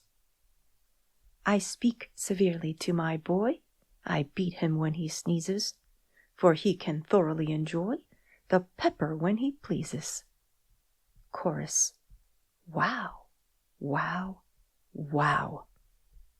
Here, you may nurse it a bit if you like, the Duchess said to Alice, flinging the baby at her as she spoke. I must go and get ready to play croquet with the Queen. And she hurried out of the room. The cook threw a frying pan after her as she went out, but it just missed her. Alice caught the baby with some difficulty, as it was a queer-shaped little creature, and held out its arms and legs in all directions. Just like a starfish, thought Alice. Poor little thing was snorting like a steam engine when she caught it, and kept doubling itself up and straightening itself out again, so that altogether, for the first minute or two, it was as much as she could do to hold it. As soon as she had made out the proper way of nursing it, which was to twist it up into a sort of knot, and then keep tight hold of its rear ear and left foot so as to prevent its undoing itself, she carried it out into the open air. If I don't take this child away with me, thought Alice, they're sure to kill it in a day or two. Wouldn't it be murder to leave it behind? She said the last words out loud, and the little thing grunted in reply. It had left off sneezing by this time. Don't grunt, said Alice. That's not at all a proper way of expressing yourself. The baby grunted again, and Alice looked very anxiously into its face to see what was the matter with it. There could be no doubt that it had a very turn-up nose, much more like a snout than a real nose. Also, its eyes were getting extremely small for a baby. Altogether, Alice did not like the look of the thing at all. But perhaps it was only sobbing, she thought, and looked into its eyes again to see if there were any tears. No, there were no tears. If you're going to turn into a pig, my dear, said Alice seriously, I'll have nothing more to do with you. Mind now? The poor little thing sobbed again, or grunted, it was impossible to say which, and they went on for some while in silence. Alice was just beginning to think to herself, now what am I to do with this creature when I get it home? When it grunted again so violently that she looked down into its face in some alarm. This time there could be no mistake about it. It was neither more nor less than a pig, and she felt that it would be quite absurd for her to carry it further. So she set the little creature down and felt quite relieved to see it trot away quietly in the wood. If it had grown up, she said to herself, it would have made a dreadfully ugly child, but it makes rather a handsome pig, I think. And she began thinking over other children she knew who might do very well as pigs, and was just saying to herself, if one only knew the right way to change them, when she was a little startled by seeing the Cheshire Cat sitting on a bough of a tree a few yards off. The cat only grinned when it saw Alice, It looked good-natured, she thought. Still, it had very long claws and a great many teeth, so she felt that it ought to be treated with respect. "Cheshire Puss," she began, rather timidly, as she did not at all know whether it would like the name. However, it only grinned a little wider. "Come, it's pleased so far," thought Alice, and she went on. "Would you please tell me which way I ought to go from here?" "That depends a good deal on where you want to get to," said the cat.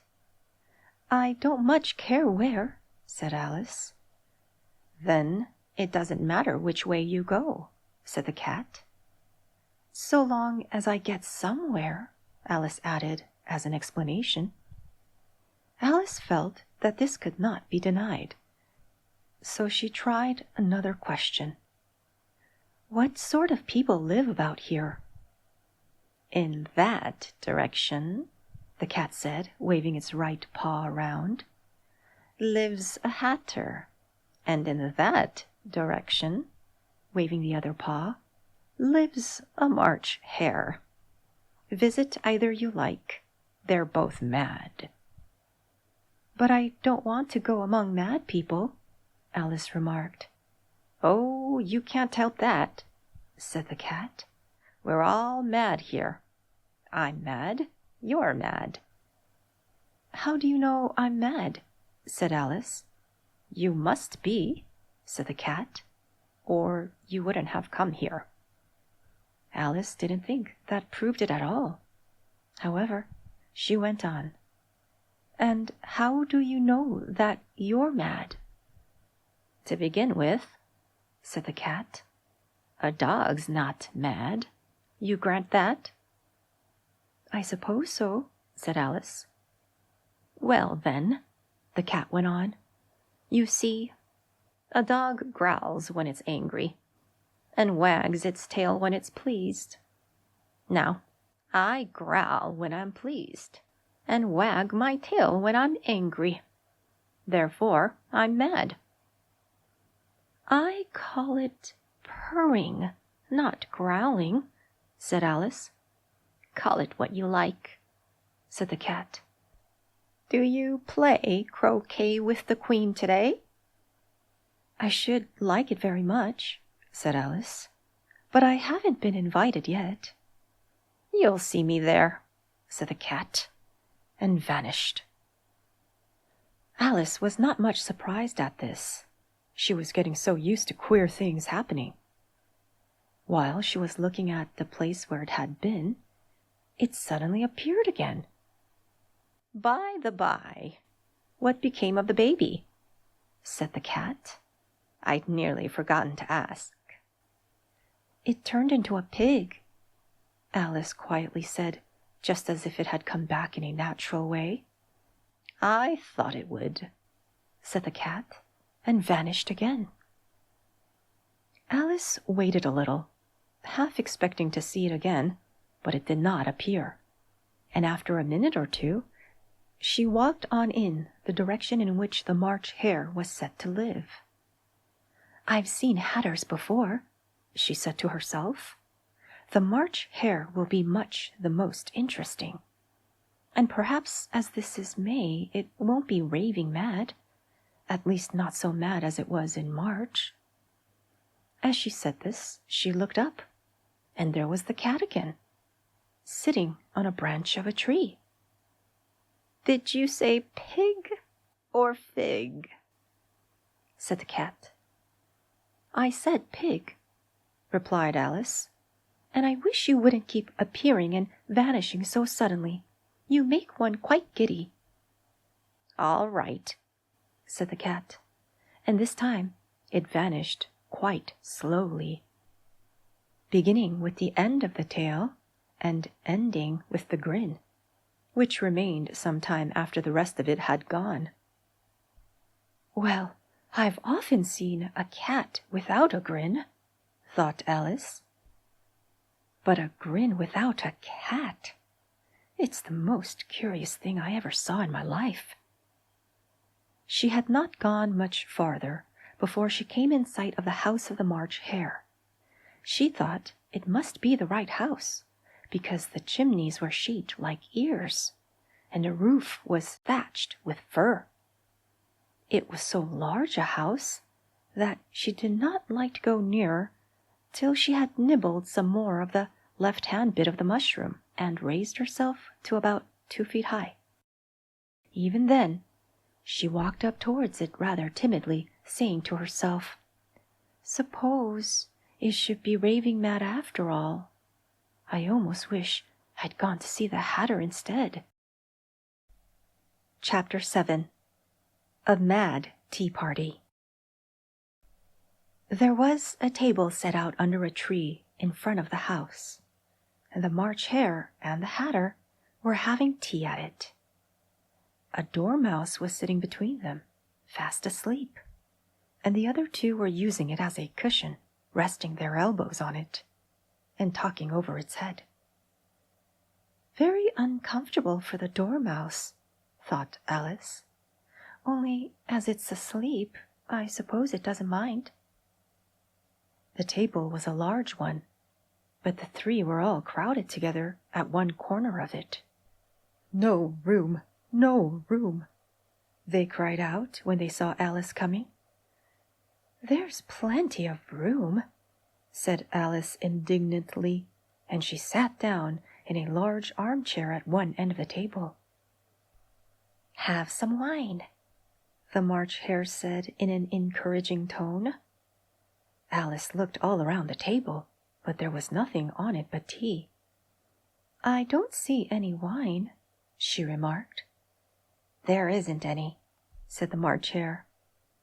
"Then it wasn't very civil of you to offer it," said Alice angrily. "It wasn't very civil of you to sit down without being invited," said the March Hare. "I didn't know it was your table," said Alice. "It's laid for a great many more than 3. "Your hair wants cutting," said the Hatter. He had been looking at Alice for some time with great curiosity, and this was his first speech.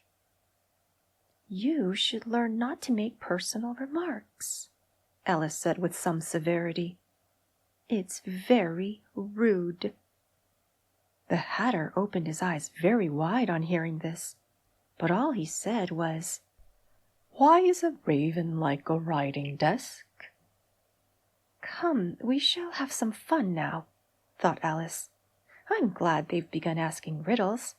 I believe I can guess that," she added aloud. "Do you mean that you think you can find out the answer to it?" said the March Hare. "Exactly so," said Alice. "Then you should say what you mean," the March Hare went on. "I do," Alice hastily replied. At least I mean what I say. That's the same thing, you know." "Not the same thing a bit," said the Hatter. "You might just as well say that 'I see what I eat' is the same thing as 'I eat what I see.'" "You might just as well say," added the March Hare, "that 'I like what I get' is the same thing as 'I get what I like.'" "You might just as well say," added the Dormouse, who seemed to be talking in his sleep, "that 'I breathe when I sleep' is the same thing as 'I sleep when I breathe.'" "It is the same thing with you," said the Hatter. And here the conversation dropped, and the party sat silent for a minute, while Alice thought over all she could remember about ravens and writing desks, which wasn't much. The Hatter was the first to break the silence. "What day of the month is it?" he said, turning to Alice. He had taken his watch out of his pocket and was looking at it uneasily, shaking it every now and then, and holding it to his ear. Alice considered a little and then said, "The 4th." "2 days wrong," sighed the Hatter. "I told you butter wouldn't suit the works," he added, looking angrily at the March Hare. "It was the best," butter. The March Hare meekly replied, "Yes, but some crumbs must have got in as well." The Hatter grumbled, "You shouldn't have put it in with the bread knife." The March Hare took the watch and looked at it gloomily. Then he dipped it into his cup of tea and looked at it again. But he could think of nothing better to say than his first remark. It was the best butter, you know. Alice had been looking over his shoulder with some curiosity. "What a funny watch," she remarked. "It tells the day of the month and doesn't tell what o'clock it is." "Why should it?" muttered the Hatter. "Does your watch tell you what year it is?" "Of course not," Alice replied very readily. "But that's because it says the same year for such a long time together." "Which is just the case with mine," said the Hatter. Alice felt dreadfully puzzled. The Hatter's remark seemed to have no sort of meaning in it, and yet it was certainly English. "I don't quite understand you," she said as politely as she could. "The Dormouse is asleep again," said the Hatter, and he poured a little hot tea upon its nose. The Dormouse shook its head impatiently and said, without opening its eyes, of course, just what I was going to remark myself." "Have you guessed the riddle yet?" the Hatter said, turning to Alice again. "No, I give it up," Alice replied. "What's the answer?" "I haven't the slightest idea," said the Hatter. "Nor I," said the March Hare. Alice sighed wearily. "I think you might do something better with the time," she said, "than waste it in asking riddles that have no answers." "If you knew time as well as I do," said the Hatter, "you wouldn't talk about wasting it. It's him." "I don't know what you mean," said Alice. "Of course you don't," the Hatter said, tossing his head contemptuously. "I dare say you never even spoke to time." "Perhaps not," Alice cautiously replied. "But I know I have to beat time when I learn music." "Ah, that accounts for it," said the Hatter. "He won't stand beating. Now, if you only kept on good terms with him, he'd do almost anything you liked with the clock. For instance, suppose it were 9 o'clock in the morning, just time to begin lessons. You'd only have to whisper a hint to time, and round goes the clock in a twinkling. 1:30, time for dinner." "I only wish it was," the March Hare said to itself in a whisper. "That would be grand, certainly," said Alice thoughtfully. "But then I shouldn't be hungry for it, you know." "Not at first, perhaps," said the Hatter, "but you could keep it to 1:30 as long as you liked." "Is that the way you manage?" Alice asked. The Hatter shook his head mournfully. "Not I," he replied. "We quarreled last March, just before he went mad, you know," pointing with his teaspoon at the March Hare. "It was at the great concert given by the Queen of Hearts, and I had to sing, 'Twinkle, twinkle, little bat, how I wonder what you're at.' You know the song, perhaps?" "I've heard something like it," said Alice. "It goes on, you know," the Hatter continued in this way. "Up above the world you fly, like a tea tray in the sky. Twinkle, twinkle." Here the Dormouse shook itself and began singing in its sleep. "Twinkle, twinkle, twinkle, twinkle," and went on so long that they had to pinch it to make it stop. "Well, I'd hardly finished the first verse," said the Hatter, when the Queen jumped up and bawled out, "He's murdering the time! Off with his head!" "How dreadfully savage!" exclaimed Alice. And ever since that, the Hatter went on in a mournful tone, he won't do a thing I ask. It's always 6 o'clock now. A bright idea came into Alice's head. Is that the reason so many tea things are put out here? She asked. Yes, that's it, said the Hatter with a sigh. It's always tea time, and we've no time to wash the things between whiles. Then you keep moving round, I suppose?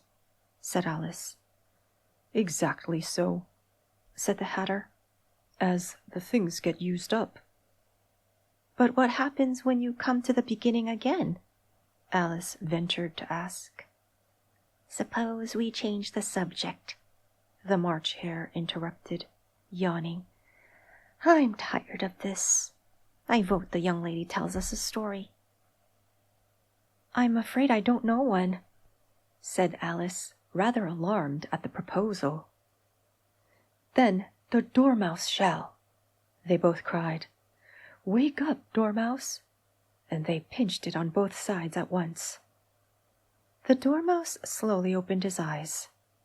I wasn't asleep, he said in a hoarse, feeble voice. I heard every word you fellows were saying.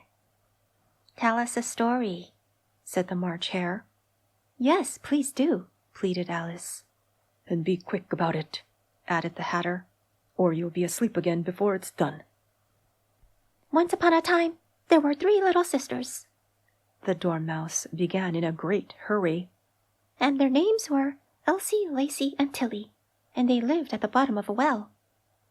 What did they live on?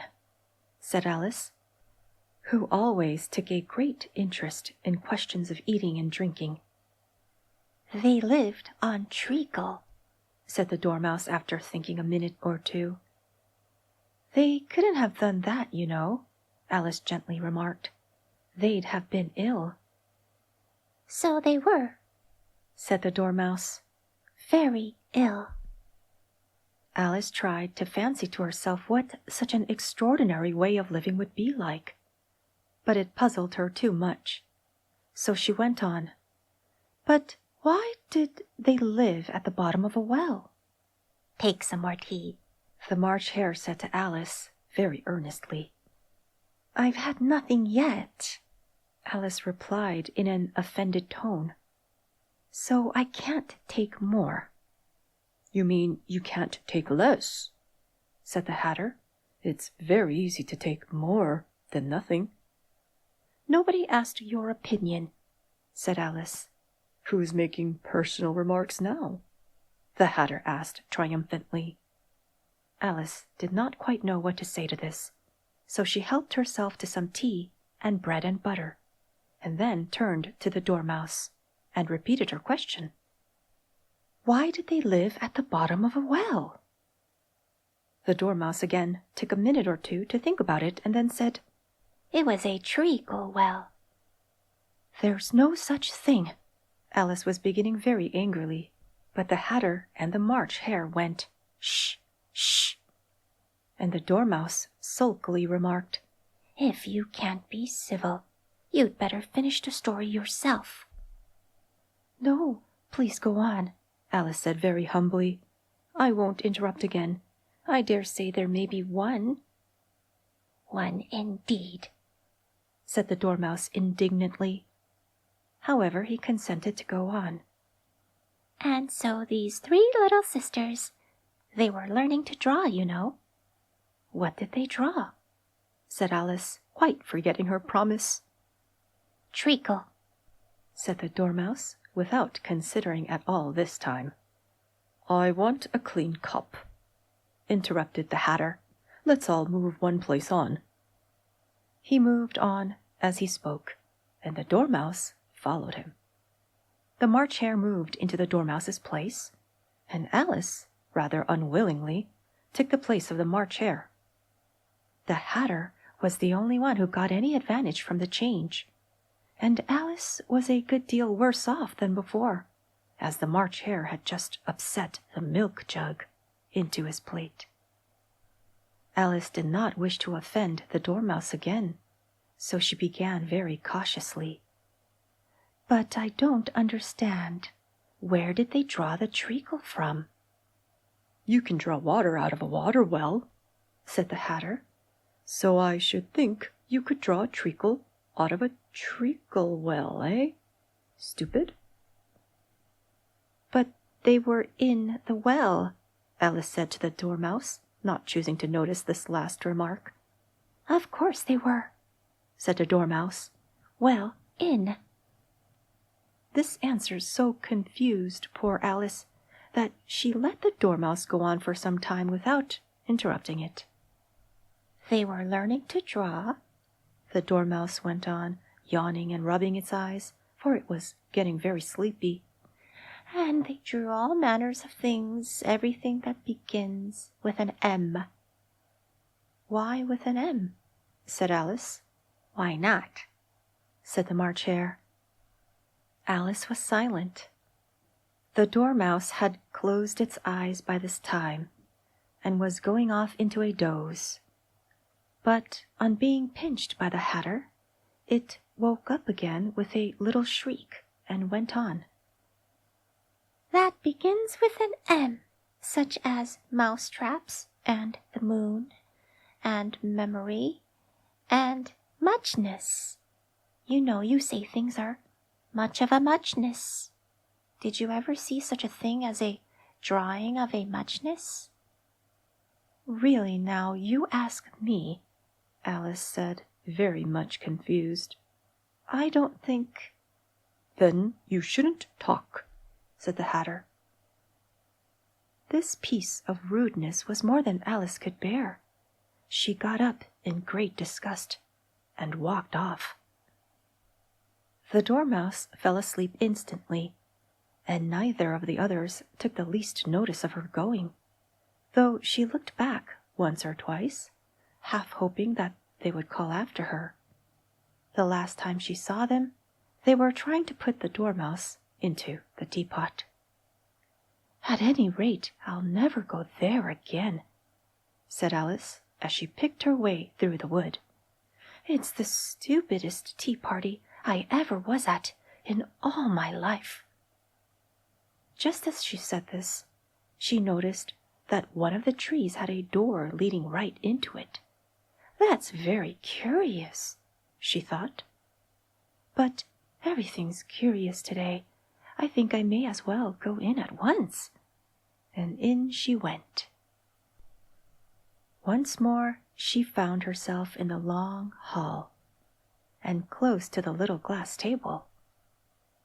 "Now I'll manage better this time," she said to herself, and began by taking the little golden key and unlocking the door that led into the garden. Then she went to work, nibbling at the mushroom. She had kept a piece of it in her pocket, till she was about a foot high. Then she walked down the little passage, and then she found herself at last in the beautiful garden, among the bright flower beds and the cool fountains. Chapter 8. The Queen's Croquet-Ground. A large rose tree stood near the entrance of the garden. The roses growing on it were white, but there were 3 gardeners at it, busily painting them red. Alice thought this a very curious thing, and she went nearer to watch them. And just as she came up to them, she heard one of them say, "Look out, Five! Don't go splashing paint over me like that." "I couldn't help it," said Five, in a sulky tone. 7 jogged my elbow. On which 7 looked up and said, "That's right, 5. Always lay the blame on others." "You'd better not talk," said 5. "I heard the Queen say only yesterday you deserved to be beheaded." "What for?" said the one who had spoken first. "That's none of your business, too," said 7. "Yes, it is his business," said 5, "and I'll tell him. It was for bringing the cook tulip roots instead of onions." Seven flung down his brush and had just begun. Well, of all the unjust things, when his eye chanced to fall upon Alice as she stood watching them, and he checked himself suddenly. The others looked round also, and all of them bowed low. "Would you tell me," said Alice, a little timidly, "why you are painting those roses?" 5 and 7 said nothing, but looked at 2. 2 began in a low voice. "Why, the fact is, you see, miss, this here ought to have been a red rose tree, and we put a white one in by mistake, and if the Queen was to find it out, we should all have our heads cut off, you know. So you see, miss, we're doing our best, afore she comes to—" At this moment, 5, who had been anxiously looking across the garden, called out, "The Queen! The Queen!" And the 3 gardeners instantly threw themselves flat upon their faces. There was a sound of many footsteps, and Alice looked round, eager to see the Queen. First came 10 soldiers carrying clubs. These were all shaped like the 3 gardeners, oblong and flat, with their hands and feet at the corners. Next, the 10 courtiers. These were ornamented all over with diamonds, and walked 2 and 2, as the soldiers did. After these came the royal children. There were 10 of them, and the little dears came jumping merrily along hand in hand in couples. They were all ornamented with hearts.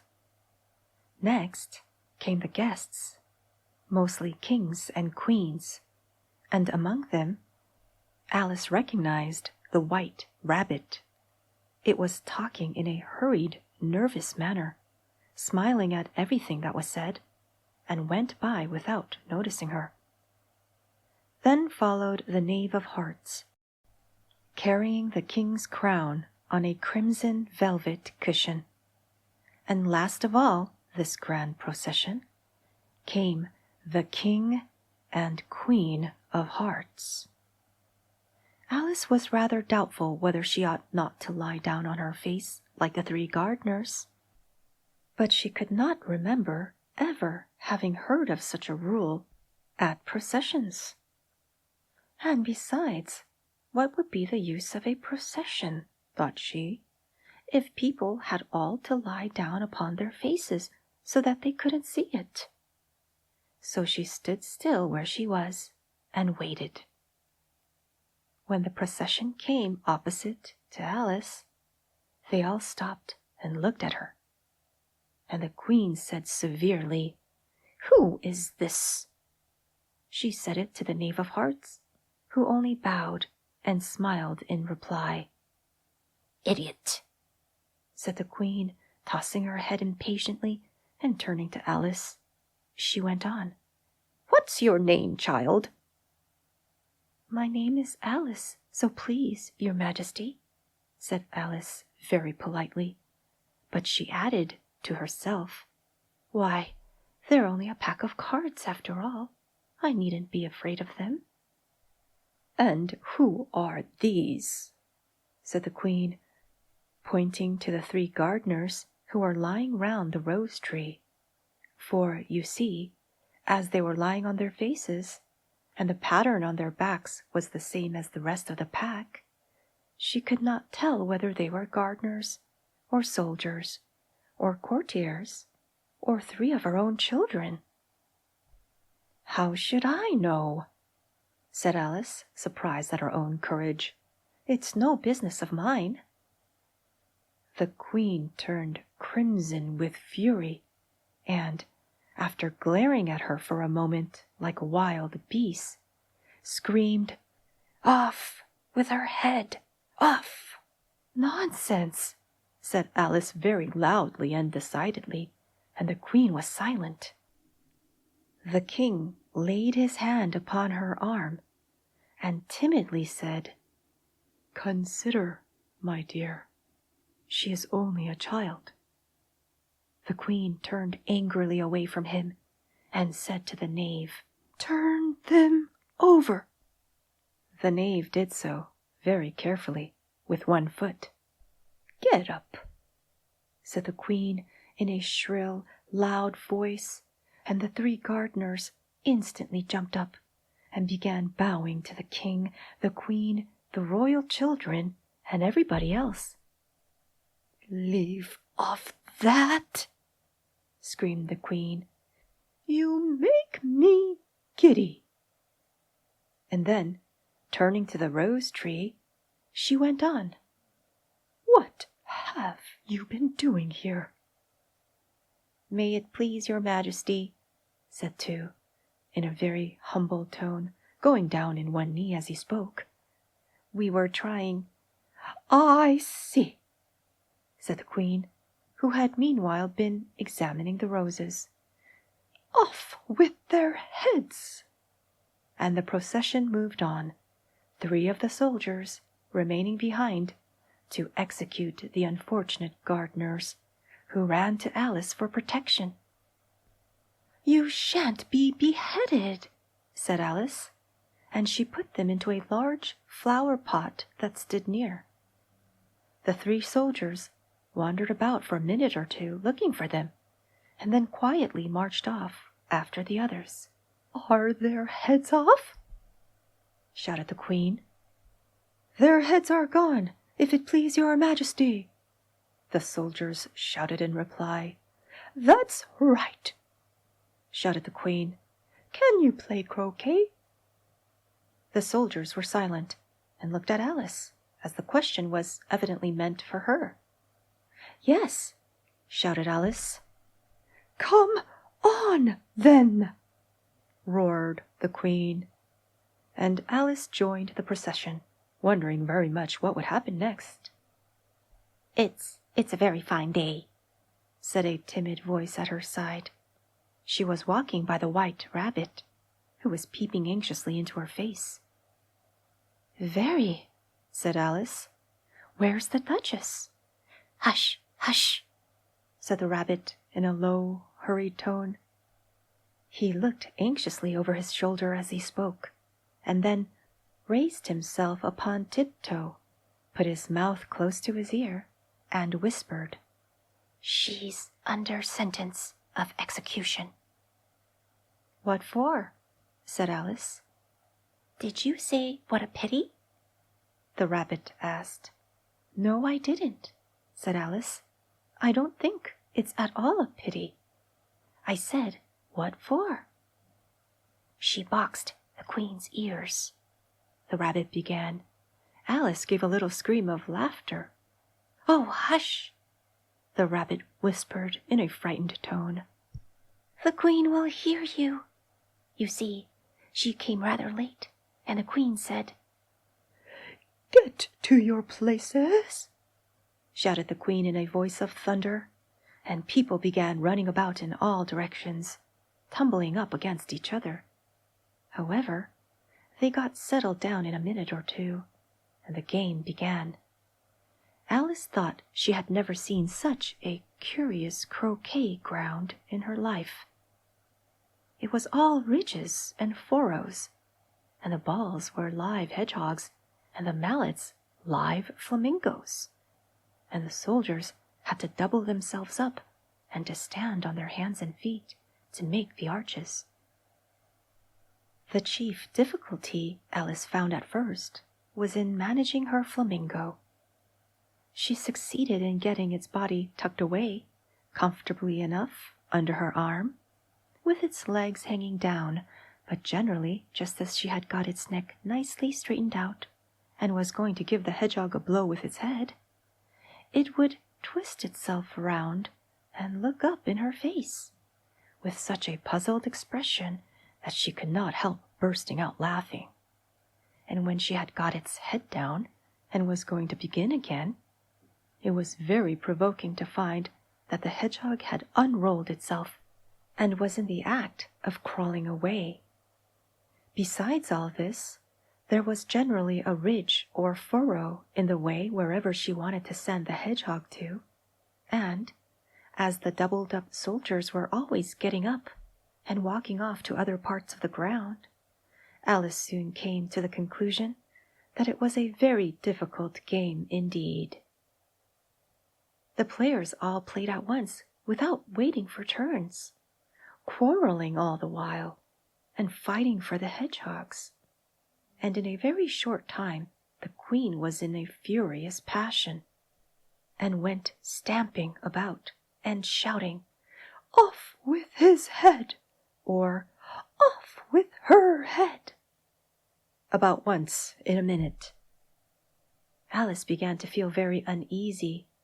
To be sure, she had not as yet had any dispute with the queen, but she knew that it might happen any minute. And then, thought she, what would become of me? They're dreadfully fond of beheading people here. The great wonder is that there's any one left alive. She was looking about for some way of escape, and wondering whether she could get away without being seen, when she noticed a curious appearance in the air. It puzzled her very much at first, but after watching it a minute or two, she made it out to be a grin, and she said to herself, "It's the Cheshire Cat. Now I shall have somebody to talk to." "How are you getting on?" said the cat as soon as there was mouth enough for it to speak. Alice waited till the eyes appeared, and then nodded. "It's no use speaking to it," she thought, "till its ears have come, or at least one of them." In another minute the whole head appeared, and then Alice put down her flamingo, and began an account of the game, feeling very glad she had someone to listen to her. The cat seemed to think that there was enough of it now in sight, and no more of it appeared. "I don't think they play at all fairly," Alice began, in rather a complaining tone. "And they all quarrel so dreadfully one can't hear oneself speak, and they don't seem to have any rules in particular. At least, if there are, nobody attends to them, and you've no idea how confusing it is all the things being alive. For instance, there's the arch I've got to go through next, walking about at the other end of the ground, and I should have croqueted the queen's hedgehog just now, only it ran away when it saw mine coming." "How do you like the queen?"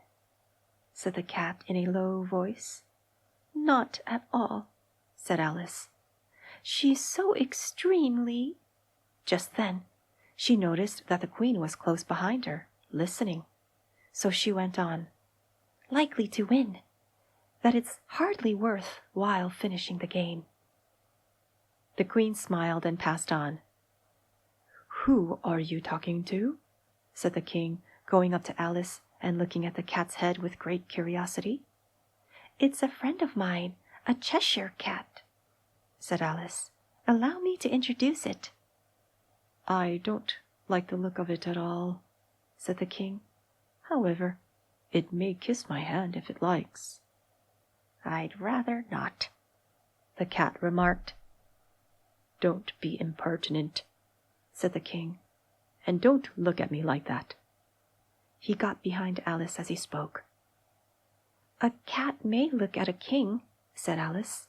"I've read that in some book, but I don't remember where." "Well, it must be removed," said the king very decidedly, and he called the queen, who was passing at the moment. "My dear, I wish you would have this cat removed." The queen had only one way of settling all difficulties, great or small. "Off with his head," she said, without even looking round. "I'll fetch the executioner myself," said the king eagerly, and he hurried off. Alice thought she might as well go back and see how the game was going on, as she heard the queen's voice in the distance, screaming with passion. She had already heard her sentence 3 of the players to be executed for having missed their turns, and she did not like the look of things at all, as the game was in such confusion that she never knew whether it was her turn or not. So she went in search of her hedgehog. The hedgehog was engaged in a fight with another hedgehog, which seemed to Alice an excellent opportunity for croqueting one of them with the other. The only difficulty was that her flamingo was gone across to the other side of the garden, where Alice could see it trying in a helpless sort of way to fly up into a tree. By the time she had caught the flamingo and brought it back, the fight was over, and both the hedgehogs were out of sight. But it doesn't matter much, thought Alice, as all the arches are gone from this side of the ground. So she tucked it away under her arm, that it might not escape again, and went back for a little more conversation with her friend. When she got back to the Cheshire Cat, she was surprised to find quite a large crowd collected round it. There was a dispute going on between the executioner, the king, and the queen, who were all talking at once, while all the rest were quite silent and looked very uncomfortable.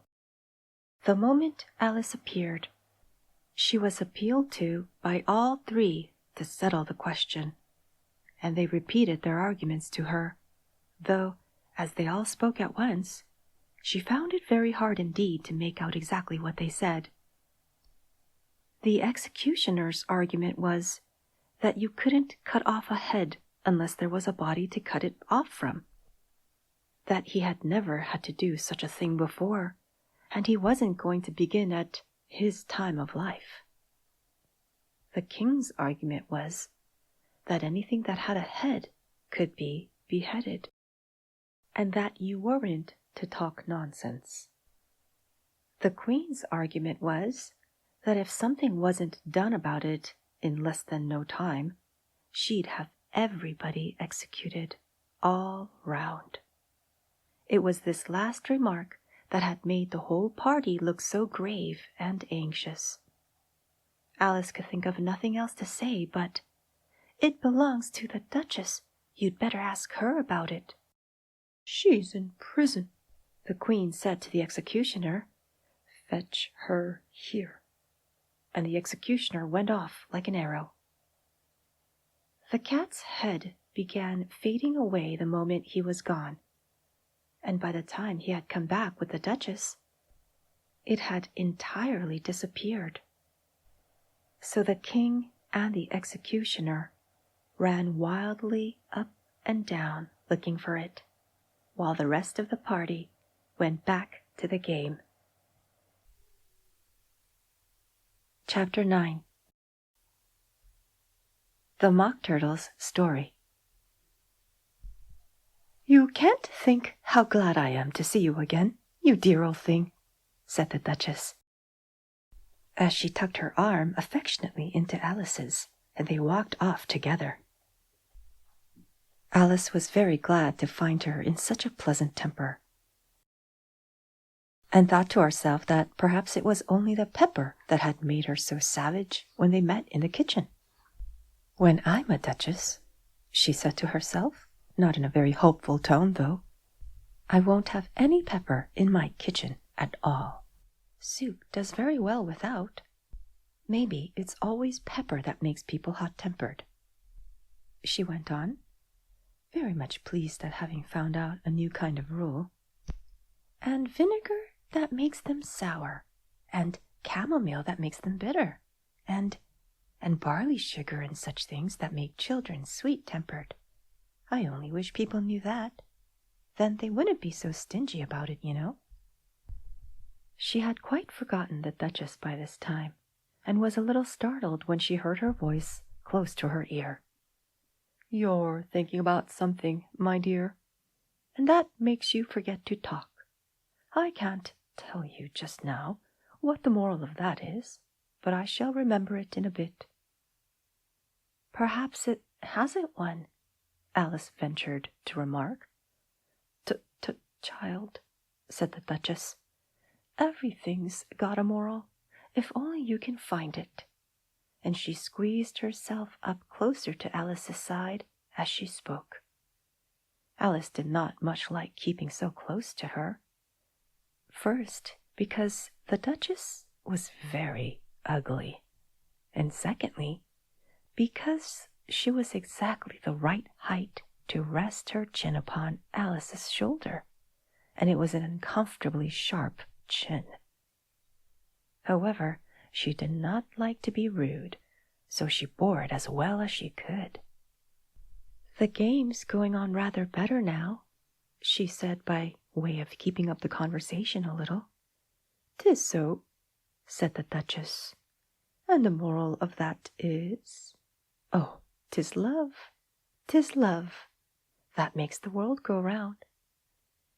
"Somebody said," Alice whispered, "that it's done by everybody minding their own business."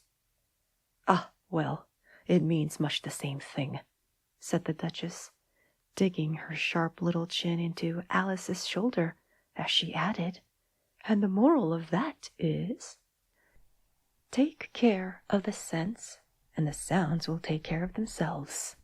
"How fond she is of finding morals in things," Alice thought to herself. "I dare say you're wondering why I don't put my arm round your waist," the Duchess said after a pause. "The reason is that I'm doubtful about the temper of your flamingo. Shall I try the experiment?"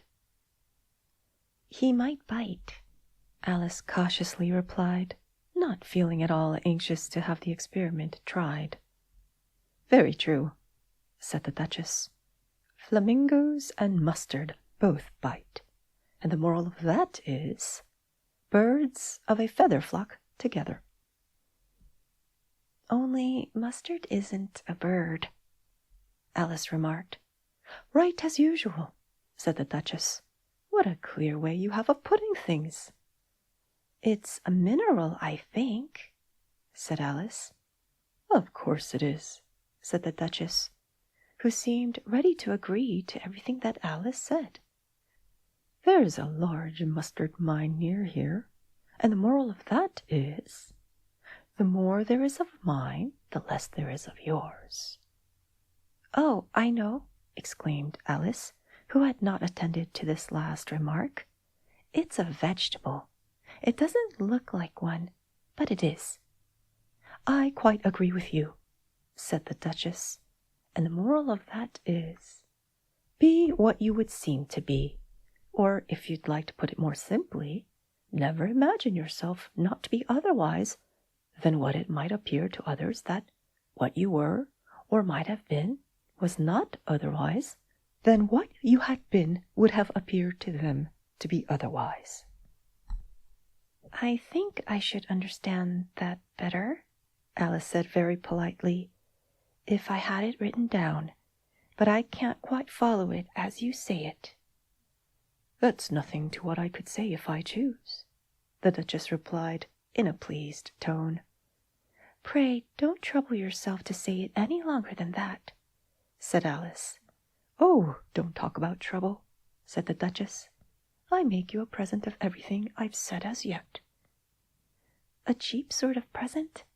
thought Alice. "I'm glad they don't give birthday presents like that." But she did not venture to say it out loud. "Thinking again?" the Duchess asked, with another dig of her sharp little chin. "I've a right to think," said Alice sharply, for she was beginning to feel a little worried. "Just about as much right," said the Duchess, "as pigs have to fly, and But here, to Alice's great surprise, the Duchess's voice died away, even in the middle of her favorite word, moral, and the arm that was linked into hers began to tremble. Alice looked up, and there stood the Queen in front of them, with her arms folded, frowning like a thunderstorm. "A fine day, Your Majesty," the Duchess began in a low, weak voice. "Now, I give you fair warning," shouted the Queen, stamping on the ground as she spoke. "Either you or your head must be cut off, and that in about half no time. Take your choice." The Duchess took her choice and was gone in a moment. let's go on with the game," the Queen said to Alice, and Alice was too much frightened to say a word, but slowly followed her back to the Croquet-Ground. The other guests had taken advantage of the Queen's absence and were resting in the shade.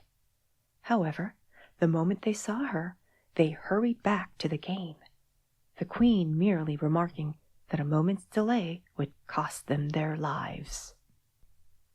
All the time they were playing, the Queen never left off quarreling with the other players and shouting, "Off with his head," or "Off with her head."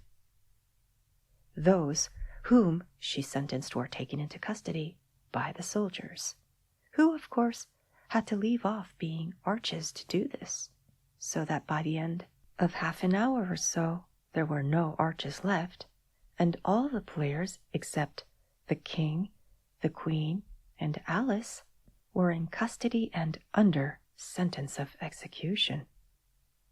Then the Queen left off, quite out of breath, and said to Alice, "Have you seen the Mock Turtle yet?" "No," said Alice. "I don't even know what a Mock Turtle is." "It's the thing Mock Turtle soup is made from," said the Queen. "I never saw one or heard of one," said Alice. "Come on, then," said the Queen, "and he shall tell you his history." As they walked off together, Alice heard the King say in a low voice to the company generally, "You are all pardoned." "Come, that's a good thing," she said to herself, for she had felt quite unhappy at the number of executions the Queen had ordered. They very soon came upon a griffin lying fast asleep in the sun. "Up, lazy thing," said the Queen, "and take this young lady to see the Mock Turtle, and to hear his history.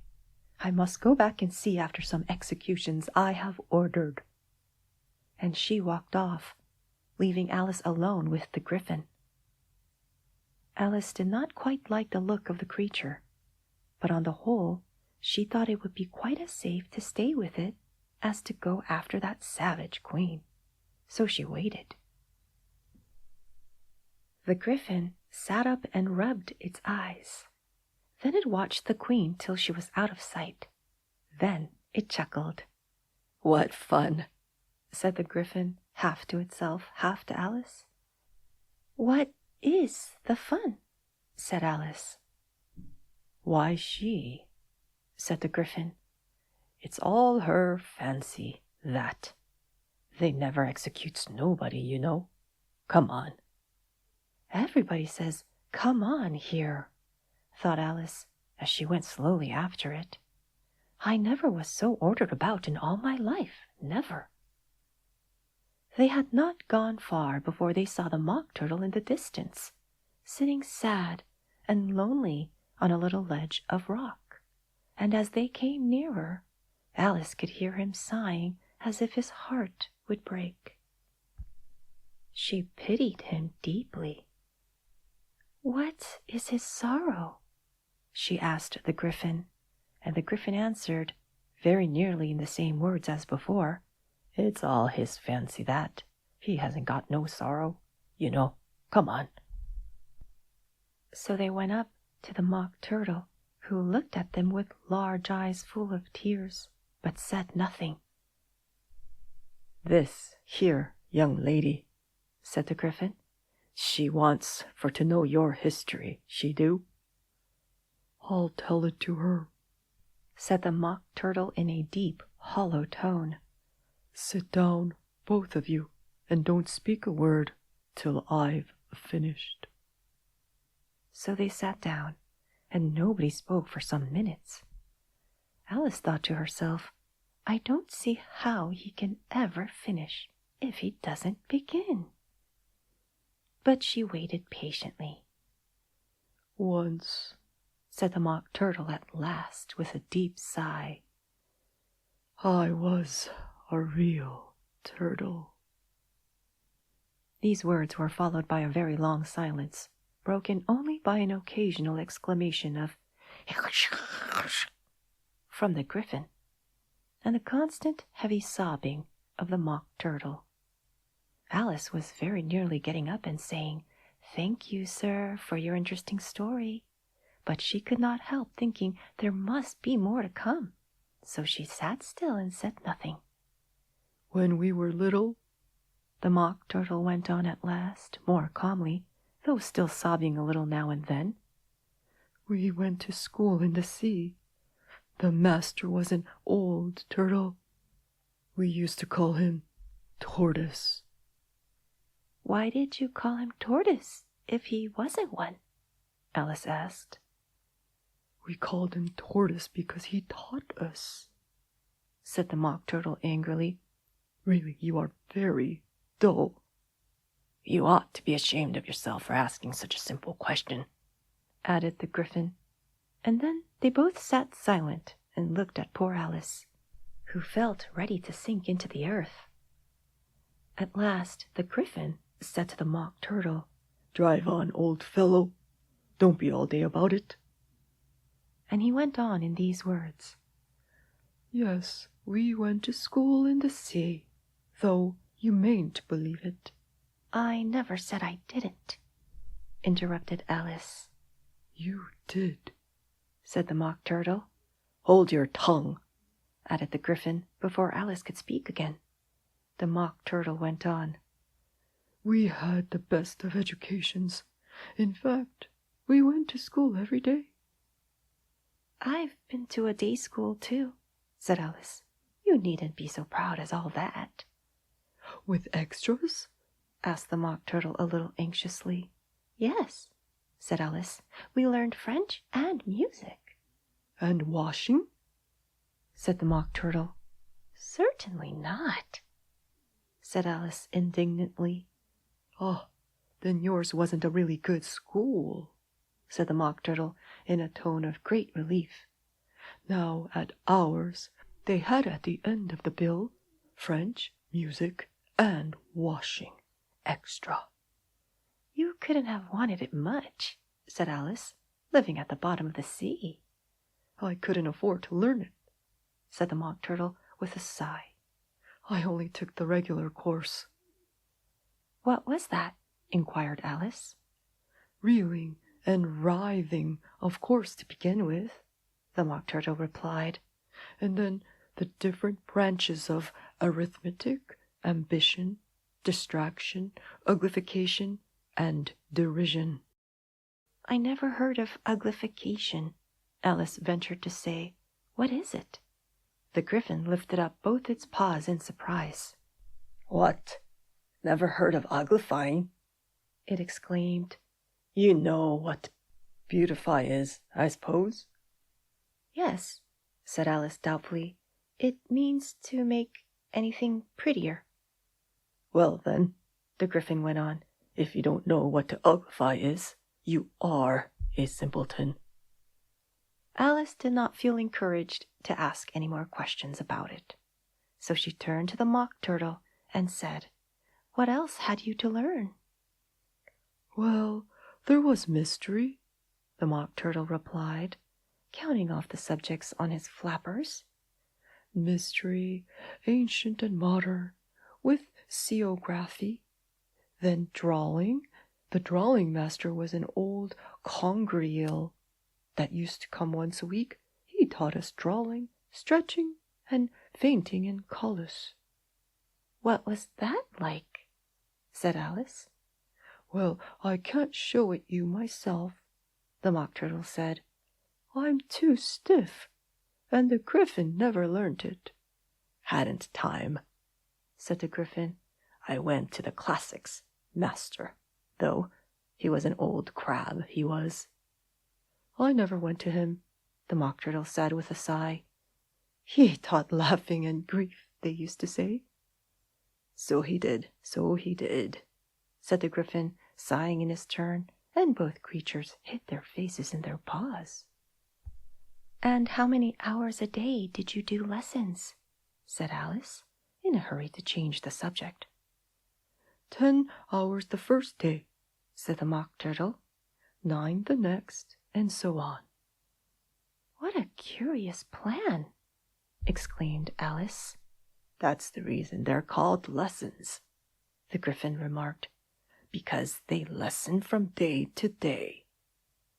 This was quite a new idea to Alice, and she thought it over a little before she made her next remark. "Then the 11th day must have been a holiday?" "Of course it was," said the Mock Turtle. "And how did you manage on the 12th?" Alice went on eagerly. "That's enough about lessons," the Gryphon interrupted in a very decided tone. "Tell her something about the games now." Chapter 10. The Lobster Quadrille. The Mock Turtle sighed deeply and drew the back of one flapper across his eyes. He looked at Alice and tried to speak, but for a minute or two sobs choked his voice. "Same as if he had a bone in his throat," said the Gryphon, and it set to work shaking him and punching him in the back. At last, the Mock Turtle recovered his voice, and, with tears running down his cheeks, he went on again. "You may not have lived much under the sea." "I haven't," said Alice. "And perhaps you were never even introduced to a lobster." Alice began to say, "I once tasted," but checked herself hastily and said, "No, never." "So you can have no idea what a delightful thing a lobster quadrille is." "No, indeed," said Alice. "What sort of a dance is it?" "Why," said the Gryphon, "you first form into a line along the seashore." "2 lines," cried the Mock Turtle. "Seals, turtles, salmon, and so on. Then, when you've cleared all the jellyfish out of the way—" "That generally takes some time," interrupted the Gryphon. "You advance twice. Each with a lobster as a partner," cried the Gryphon. "Of course," the Mock Turtle said. "Advance twice, set to partners, change lobsters, and retire in same order," continued the Gryphon. "Then, you know," the Mock Turtle went on, "you throw the lobsters," shouted the Gryphon with a bound into the air, "as far out to sea as you can. Swim after them," screamed the Gryphon. "Turn a somersault in the sea," cried the Mock Turtle, capering wildly about. "Change lobsters again," yelled the Gryphon at the top of its voice. "Back to land again, and that's all the first figure," said the Mock Turtle, suddenly dropping his voice, and the two creatures, who had been jumping about like mad things all this time, sat down again very sadly and quietly and looked at Alice. "It must be a very pretty dance," said Alice timidly. "Would you like to see a little of it?" said the Mock Turtle. "Very much indeed," said Alice. "Come, let's try the first figure," said the Mock Turtle to the Gryphon. "We can do without lobsters, you know. Which shall sing?" "Oh, you sing," said the Gryphon. "I've forgotten the words." So they began solemnly dancing round and round Alice, every now and then treading on her toes when they passed too close, and waving their forepaws to mark the time, while the Mock Turtle sang this very slowly and sadly. "Will you walk a little faster?" said a whiting to a snail. "There's a porpoise close behind us, and he's treading on my tail. See how eagerly the lobsters and the turtles all advance. They are waiting on the shingle. Will you come and join the dance? Will you, won't you, will you, won't you, will you join the dance? Will you, won't you, will you, won't you join the dance? You can really have no notion how delightful it will be when they take us up and throw us with the lobsters out to sea." But the snail replied, "Too far, too far," and gave a look askance. Said he thanked the whiting kindly, but he would not join the dance. Would not, could not, would not, could not, would not join the dance. Would not, could not, would not, could not join the dance. "What matters it how far we go?" his scaly friend replied. "There is another shore, you know, upon the other side. The further off from England, the nearer is to France. Then turn not pale, beloved snail, but come and join the dance.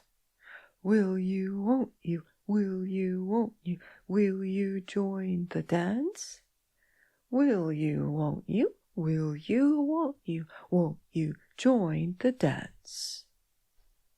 "Thank you.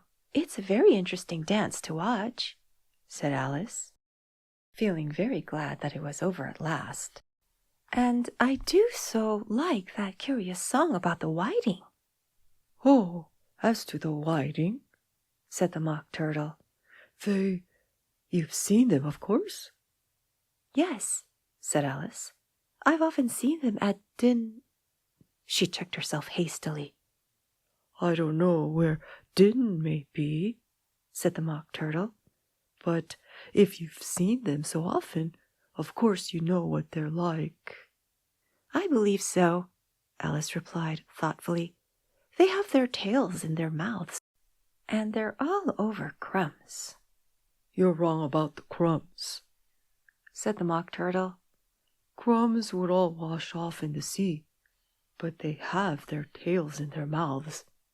And the reason is—" Here the Mock Turtle yawned and shut his eyes. "Tell her about the reason and all that," he said to Griffin. "The reason is," said the Griffin, "that they would go with the lobsters to the dance. So they got thrown out to sea. So they had to fall a long way. So they got their tails fast in their mouths. So they couldn't get them out again. That's all." "Thank you," said Alice. "It's very interesting. I never knew so much about a whiting before." "I can tell you more than that, if you like," said the Griffin. "Do you know why it's called a whiting?" "I never thought about it," said Alice. "Why?" "It does the boots and shoes," the Griffin replied very solemnly. Alice was thoroughly puzzled. "Does the boots and shoes?" she repeated in a wondering tone. "Why, what are your shoes done with?" said the Griffin. "I mean, what makes them so shiny?" Alice looked down at them and considered a little before she gave her answer. "They're done with blacking, I believe." "Boots and shoes under the sea," the Griffin went on in a deep voice, "are done with a whiting. Now you know." "And what are they made of?" Alice asked in a tone of great curiosity.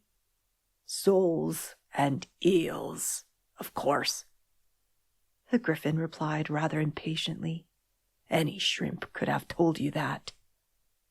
"If I'd been the whiting," said Alice, whose thoughts were still running on the song, "I'd have said to the purpose, 'Keep back, please. We don't want you with us.'" "They were obliged to have him with them," the Mock Turtle said. "No wise fish would go anywhere without a purpose." "Wouldn't it really?" said Alice in a tone of great surprise. "Of course not," said the Mock Turtle. "Why, if a fish came to me and told me he was going a journey, I should say, 'With what purpose?'" "Don't you mean purpose?" said Alice. "I mean what I say. the Mock Turtle replied in an offended tone, and the Gryphon added, "Come, let's hear some of your adventures." "I could tell you my adventures, beginning from this morning," said Alice a little timidly. "But it's no use going back to yesterday, because I was a different person then." "Explain all that," said the Mock Turtle. No, the adventures first," said the Gryphon in an impatient tone. "Explanations take such a dreadful time." So Alice began telling them her adventures from the time when she first saw the White Rabbit. She was a little nervous about it just at first. The two creatures got so close to her, one on each side, and opened their eyes and mouths so very wide. But she gained courage as she went on. Her listeners were perfectly quiet till she got to the part about her repeating, "You are old, Father William," to the caterpillar, and the words all coming different. And then the Mock Turtle drew a long breath and said, "That's very curious."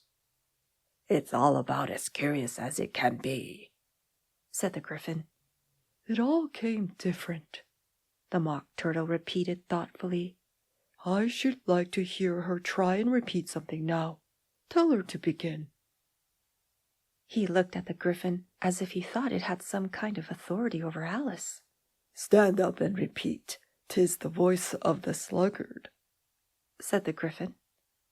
How the creatures order one about, and make one repeat lessons, thought Alice. I might as well be at school at once. However, she got up and began to repeat it, but her head was so full of the Lobster Quadrille that she hardly knew what she was saying, and the words came very queer indeed. "'Tis the voice of the lobster. I heard him declare, 'You have baked me too brown. I must sugar my hair.' As a duck with its eyelids, so he with his nose trims his belt and his buttons and turns out his toes." "That's different from what I used to say when I was a child," said the Gryphon. "Well, I never heard it before," said the Mock Turtle. "but it sounds uncommon nonsense." Alice said nothing. She had sat down with her face in her hands, wondering if anything would ever happen in a natural way again. "I should like to have it explained," said the Mock Turtle. "She can't explain it," said the Gryphon hastily. "Go on with the next verse." "But what about his toes?" the Mock Turtle persisted. "How could he turn them out with his nose, you know?" "It's the first position in dancing," Alice said, but was dreadfully puzzled by the whole thing and longed to change the subject. "Go on with the next verse," the Gryphon repeated impatiently. "It begins, 'I passed by his garden.'" Alice did not dare to disobey, though she felt sure it would all come wrong, and she went on in a trembling voice. "I passed by his garden and marked with one eye how the owl and the panther were sharing a pie." "What is the use of repeating all that stuff?" the Mock Turtle interrupted. "If you don't explain it as you go on. It's by far the most confusing thing I ever heard." "Yes, I think you'd better leave off," said the Gryphon, and Alice was only too glad to do so. "Shall we try another figure of the Lobster Quadrille?"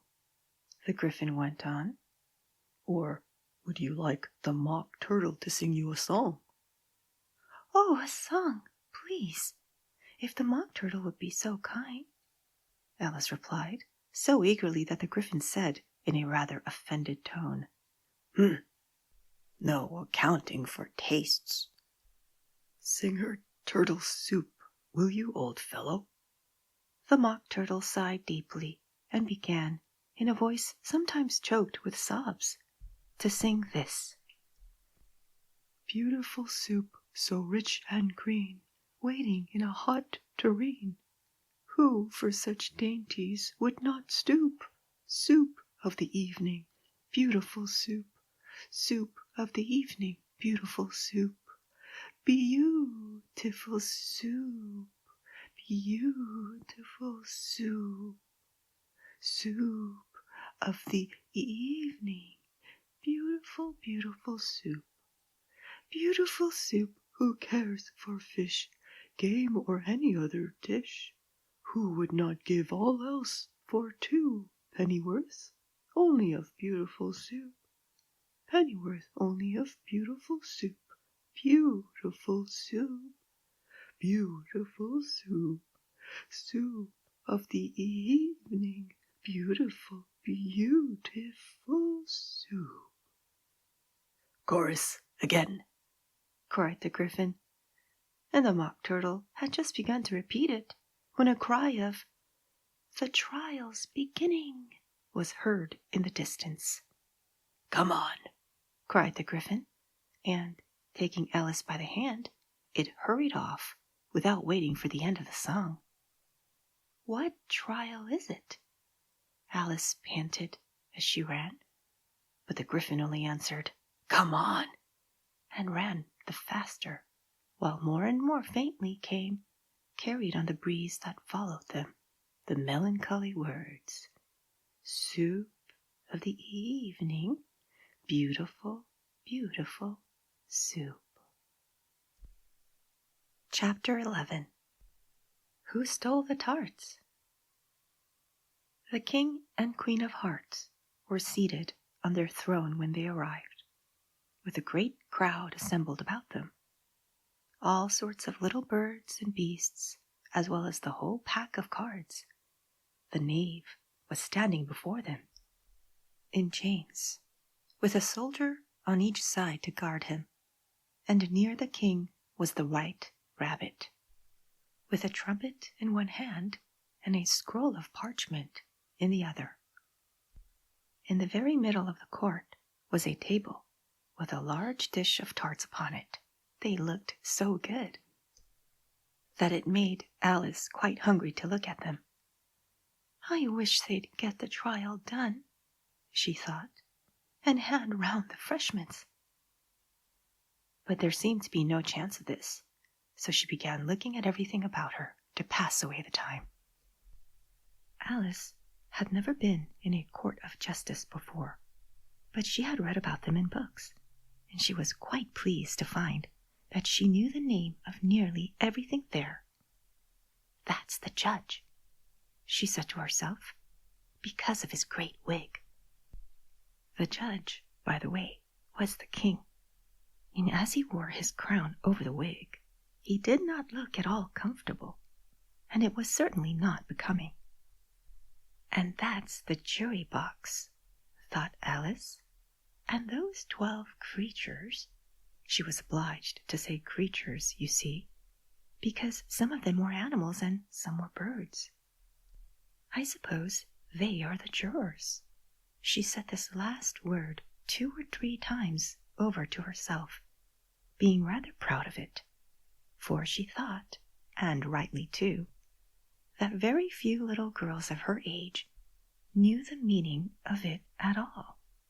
However, jurymen would have done just as well. The 12 jurors were all writing very busily on slates. "What are they doing?" Alice whispered to the Gryphon. "They can't have anything to put down yet, before the trial's begun." "They're putting down their names," the Gryphon whispered in reply, "for fear they should forget them before the end of the trial." "Stupid things," began Alice in a loud, indignant voice, but she stopped hastily, for the White Rabbit cried out, "Silence! Silence in the court!" And the king put on his spectacles and looked anxiously around to make out who was talking. Alice could see, as well as if she were looking over their shoulders, that all the jurors were writing down stupid things on their slates, and she could even make out that one of them didn't know how to spell stupid, and that he had to ask his neighbor to tell him. A nice muddle their slates'll be in before the trial's over, thought Alice. One of the jurors had a pencil that squeaked. This, of course, Alice could not stand, and she went round the court and got behind him, and very soon found an opportunity to take it away. She did it so quickly that the poor little juror, it was Bill the Lizard, could not make out at all what had become of it. So, after hunting all about for it, he was obliged to write with one finger for the rest of the day, and this was of very little use, as it left no mark on the slate. "Herald, read the accusation," said the king. On this the White Rabbit blew 3 blasts on the trumpet, and then unrolled the parchment scroll and read as follows. The Queen of Hearts, she made some tarts, all on a summer day. The Knave of Hearts, he stole those tarts and took them quite away. "Consider your verdict," the king said to the jury. Not yet, not yet, the rabbit hastily interrupted. There's a great deal to come before that. "Call the first witness," said the king, and the White Rabbit blew 3 blasts on the trumpet and called out, First witness. The first witness was the Hatter. He came in with a teacup in one hand and a piece of bread and butter in the other. I beg pardon, Your Majesty, he began, for bringing these in, but I hadn't quite finished my tea when I was sent for. "You ought to have finished," said the king. "When did you begin?" The Hatter looked at the March Hare, who had followed him into the court, arm in arm with the Dormouse. 14th of March, I think it was, he said. 15th, said the March Hare. 16th, added the Dormouse. "Write that down," the king said to the jury, and the jury eagerly wrote down all 3 dates on their slates, and then added them up and reduced the answer to shillings and pence. "Take off your hat," the king said to the Hatter. It isn't mine, said the Hatter. "Stolen!" the king exclaimed, turning to the jury, who instantly made a memorandum of the fact. I keep them to sell, the Hatter added as an explanation. I've none of my own. I'm a Hatter. Here the queen put on her spectacles and began staring at the Hatter, who turned pale and fidgeted. "Give your evidence," said the king, "and don't be nervous, or I'll have you executed on the spot." This did not seem to encourage the witness at all. He kept shifting from one foot to the other, looking uneasily at the queen, and in his confusion he bit a large piece out of his teacup instead of the bread and butter. Just at this moment, Alice felt a very curious sensation, which puzzled her a good deal until she made out what it was. She was beginning to grow larger again, and she thought at first she would get up and leave the court, but on second thoughts, she decided to remain where she was as long as there was room for her. I wish you wouldn't squeeze so, said the Dormouse, who was sitting next to her. I can hardly breathe. I can't help it, said Alice very meekly. I'm growing. You've no right to grow here, said the Dormouse. Don't talk nonsense, said Alice more boldly. You know you're growing too. Yes, but I grow at a reasonable pace, said the Dormouse. Not in that ridiculous fashion. And he got up very sulkily and crossed over to the other side of the court. All this time, the queen had never left off staring at the Hatter, and, just as the Dormouse crossed the court, she said to one of the officers of the court, "Bring me the list of the singers in the last concert." On which the wretched Hatter trembled so that he shook both his shoes off. "Give your evidence," the king repeated angrily. "Or I'll have you executed, whether you're nervous or not." "I'm a poor man, your majesty," the hatter began in a trembling voice, "and I hadn't begun my tea, not above a week or so, and what with the bread and butter getting so thin, and the twinkling of the tea—" "The twinkling of the what?" said the king. "It began with the tea," the hatter replied. "Of course twinkling begins with a T," said the king sharply. "Do you take me for a dunce? Go on." "I'm a poor man," the hatter went on, "and most things twinkled after that, only the March hare said—" "I didn't," the March hare interrupted in a great hurry. "You did?" said the hatter. "I deny it," said the March hare. "He denies it," said the king. "Leave out that part." "Well, at any rate, the dormouse said," the hatter went on, looking anxiously round to see if he would deny it too. But the dormouse denied nothing, being fast asleep. "After that," continued the hatter, "I cut some more bread and butter." "But what did the dormouse say?" one of the jury asked. "That I can't remember," said the hatter. "You must remember," remarked the king, "or I'll have you executed." The miserable hatter dropped his teacup and bread and butter, and went down on one knee. "I'm a poor man, your majesty," he began. "You're a very poor speaker," said the king. Here one of the guinea pigs cheered, and was immediately suppressed by the officers of the court. As that is rather a hard word, I will just explain to you how it was done. They had a large canvas bag, which tied up at the mouth with strings. Into this they slipped the guinea pig head first, and then sat upon it. "I'm glad I've seen that done," thought Alice. "I've so often read in the newspapers, at the end of trials, there was some attempt at applause which was immediately suppressed by the officers of the court, and I never understood what it meant until now." "If that's all you know about it, you may stand down," continued the king. "I can't go no lower," said the hatter. "I'm on the floor as it is."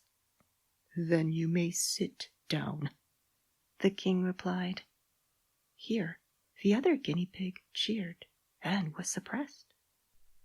"Come, that finished the guinea pigs," thought Alice. "Now we shall get on better." "I'd rather finish my tea," said the hatter, with an anxious look at the queen, who was reading the list of singers. "You may go," said the king, and the hatter hurriedly left the court without even waiting to put his shoes on. "And just take his head off outside," the queen added to one of the officers, but the hatter was out of sight before the officer could get to the door. "Call the next witness," said the king. The next witness was the duchess's cook. She carried the pepper box in her hand, and Alice guessed who it was, even before she got into the court, by the way the people near the door began sneezing all at once. "Give your evidence," said the king. "Shan't," said the cook. The king looked anxiously at the white rabbit, who said in a low voice, "Your majesty must cross-examine this witness." "Well, if I must, I must," the king said, with a melancholy air, and after folding his arms and frowning at the cook till his eyes were nearly out of sight, he said in a deep voice, "What are tarts made of?" "Pepper mostly," said the cook. "Treacle," said a sleepy voice behind her. "Collar that dormouse!" the queen shrieked out. "Behead that dormouse! Turn that dormouse out of court. Suppress him. Pinch him off with his whiskers. For some minutes the whole court was in confusion, getting the dormouse turned out, and by the time they had settled down again, the cook had disappeared. "Never mind," said the king with an air of great relief. "Call the next witness." And he added in an undertone to the queen, "Really, my dear, you must cross-examine the next witness. It quite makes my forehead ache." Alice watched the White Rabbit as he fumbled over the list, feeling very curious to see what the next witness would be like. "For they haven't got much evidence yet," she said to herself. Imagine her surprise when the White Rabbit read out at the top of his shrill little voice the name Alice. Chapter 12. Alice's Evidence. "Here!" cried Alice, quite forgetting in the flurry of the moment how large she had grown in the last few minutes. And she jumped up in such a hurry that she tipped over the jury box with the edge of her skirt, upsetting all the jurymen onto the heads of the crowd below. And there they lay sprawling about, reminding her very much of a globe of goldfish she had accidentally upset the week before. "Oh, I beg your pardon," she exclaimed in a tone of great dismay, and began picking them up again as quickly as she could, for the accident of the goldfish kept running in her head, and she had a vague sort of idea that they must be collected at once and put back into the jury box, or they would die. "The trial cannot proceed," said the king in a very grave voice, "until all the jurymen are back in their proper places. All," he repeated with great emphasis, looking hard at Alice as he said so. Alice looked at the jury box and saw that, in her haste, she had put the lizard in head downwards, and the poor little thing was waving its tail about in a melancholy way, being quite unable to move. She soon got it out again and put it right. "Not that it signifies much," she said to herself. "I should think it would be quite as much use in the trial one way up as the other." As soon as the jury had a little recovered from the shock of being upset, and their slates and pencils had been found and handed back to them, they set to work very diligently to write out a history of the accident. All except the lizard, who seemed too much overcome to do anything but sit with its mouth open, gazing up into the roof of the court. "What do you know about this business?" the king said to Alice. "Nothing," said Alice. "Nothing whatever?" persisted the king. "Nothing whatever," said Alice. "That's very important," the king said, turning to the jury. They were just beginning to write this down on their slates when the White Rabbit interrupted. "Unimportant, Your Majesty means, of course," he said in a very respectful tone, but frowning and making faces at him as he spoke. "Unimportant, of course, I meant," the king hastily said, and went on to himself in an undertone. "Important, unimportant, unimportant, important," as if he were trying which word sounded best. Some of the jury wrote it down, important, and some unimportant. Alice could see this, as she was near enough to look over their slates. But it doesn't matter a bit, she thought to herself. At this moment the king, who had been for some time busily writing in his notebook, cackled out, "Silence," and read out from his book, "Rule 42. All persons more than a mile high to leave the court." Everybody looked at Alice. "I'm not a mile high," said Alice. You are, said the king. Nearly 2 miles high, added the queen. Well, I shan't go at any rate, said Alice. Besides, that's not a regular rule. You invented it just now. It's the oldest rule in the book, said the king. Then it ought to be number 1, said Alice. The king turned pale and shut his notebook hastily. Consider your verdict, he said to the jury in a low, trembling voice. There's more evidence to come yet, please, your majesty, said the White Rabbit, jumping up in a great hurry. This paper has just been picked up. What is in it? said the queen.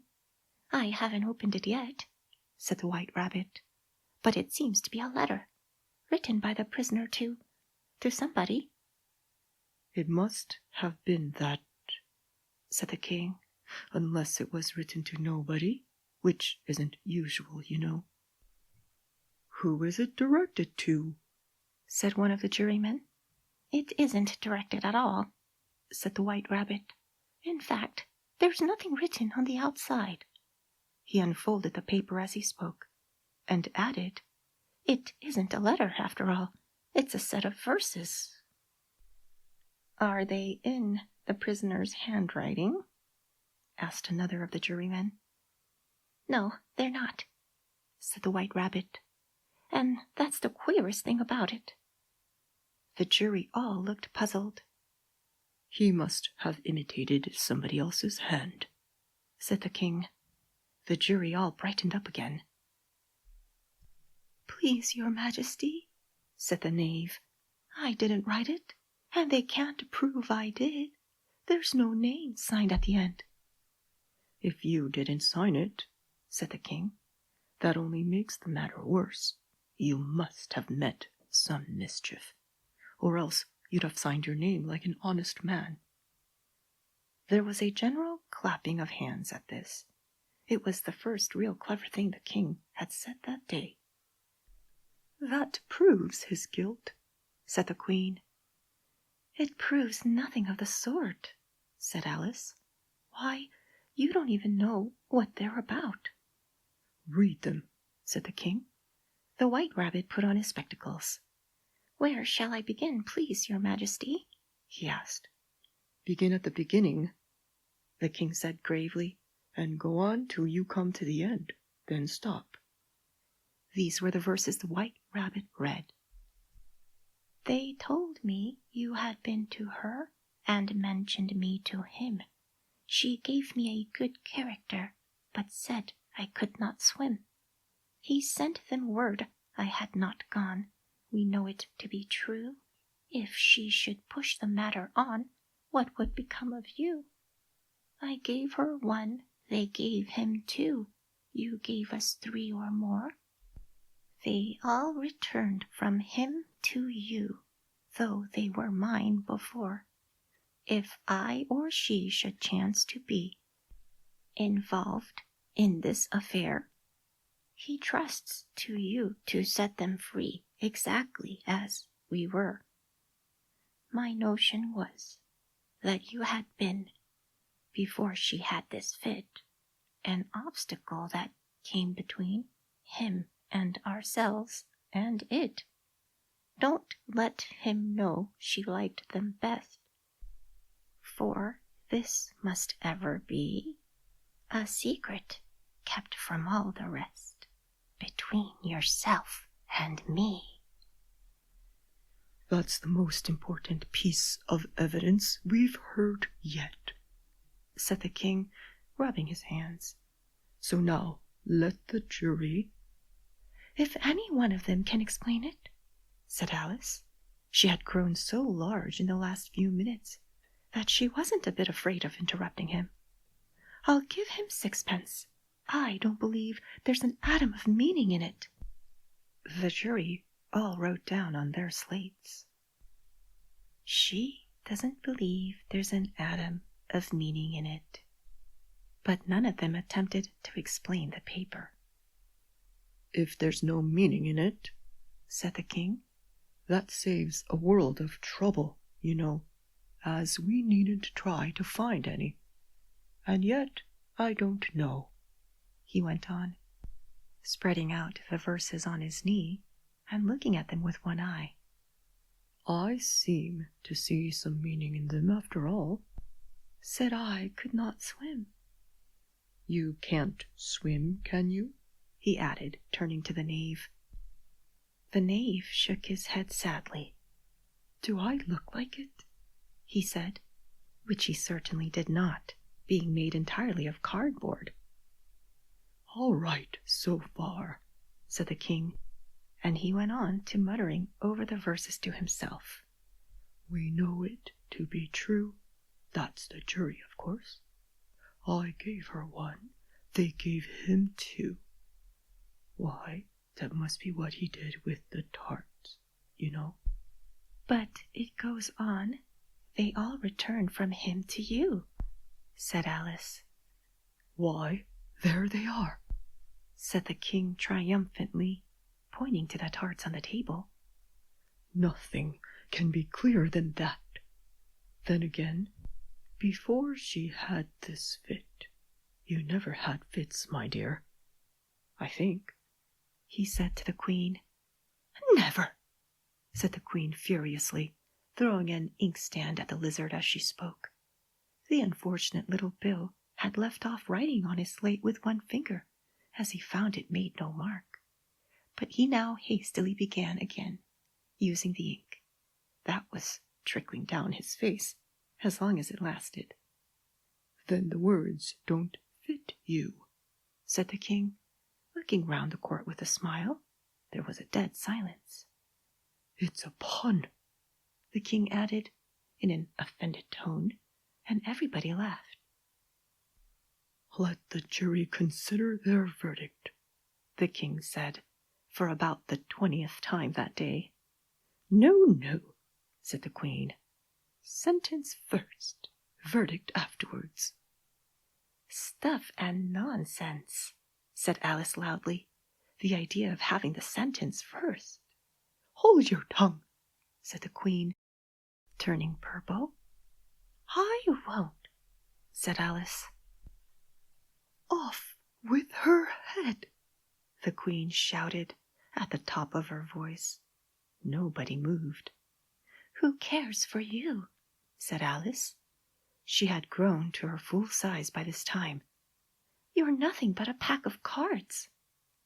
At this, the whole pack rose up into the air and came flying down upon her. She gave a little scream, half of fright and half of anger, and tried to beat them off, and found herself lying on the bank with her head in the lap of her sister, who was gently brushing away some dead leaves that had fluttered down from the trees upon her face. "Wake up, Alice dear," said her sister. "Why, what a long sleep you've had." "Oh, I've had such a curious dream," said Alice, and she told her sister, as well as she could remember them, all these strange adventures of hers that you have just been reading about. And when she had finished, her sister kissed her and said, "It was a curious dream, dear, certainly. But now run in to your tea, it's getting late." So Alice got up and ran off, thinking while she ran, as well as she might, what a wonderful dream it had been. But her sister sat still just as she left her, leaning her head on her hand, watching the setting sun and thinking of little Alice and all her wonderful adventures, till she too began dreaming after a fashion, and this was her dream. First, she dreamed of little Alice herself, and once again the tiny hands were clasped upon her knee, and the bright eager eyes were looking up into hers. She could hear the very tones of her voice, and see that queer little toss of her head to keep back the wandering hair that would always get into her eyes. And still, as she listened, or seemed to listen, the whole place round her became alive with the strange creatures of her little sister's dream. The long grass rustled at her feet as the white rabbit hurried by. The frightened mouse splashed his way through the neighboring pool. She could hear the rattle of the teacups as the March Hare and his friends shared their never-ending meal. And the shrill voice of the Queen ordering off her unfortunate guests to execution. Once more the pig baby was sneezing on the Duchess's knee, while plates and dishes crashed around it. Once more the shriek of the griffin, the squeaking of the lizard's slate pencil, and the choking of the suppressed guinea pigs filled the air, mixed up with the distant sobs of the miserable mock turtle. So she sat on, with eyes closed, and half believed herself in Wonderland, though she knew she had but to open them again, and all would change to dull reality. The grass would be only rustling in the wind, and the pool rippling to the waving of the reeds. The rattling teacups would change to tinkling sheep bells, and the Queen's shrill cries to the voice of the shepherd boy, and the sneeze of the baby, the shriek of the griffin, and all the other queer noises would change, she knew, to the confused clamor of the busy farmyard, while the lowing of the cattle in the distance would take the place of the mock turtle's heavy sobs. Lastly, she pictured to herself how the same little sister of hers would, in the aftertime, be herself a grown woman, and how she would keep, through all her riper years, the simple and loving heart of her childhood, and how she would gather about her other little children and make their eyes bright and eager with many a strange tale, perhaps even with the dream of Wonderland of long ago, and how she would feel with all their simple sorrows, and find a pleasure in all their simple joys, remembering her own child life and the happy summer days. This is the end of Alice's Adventures in Wonderland by Lewis Carroll. Narrated by Synovia Hahn.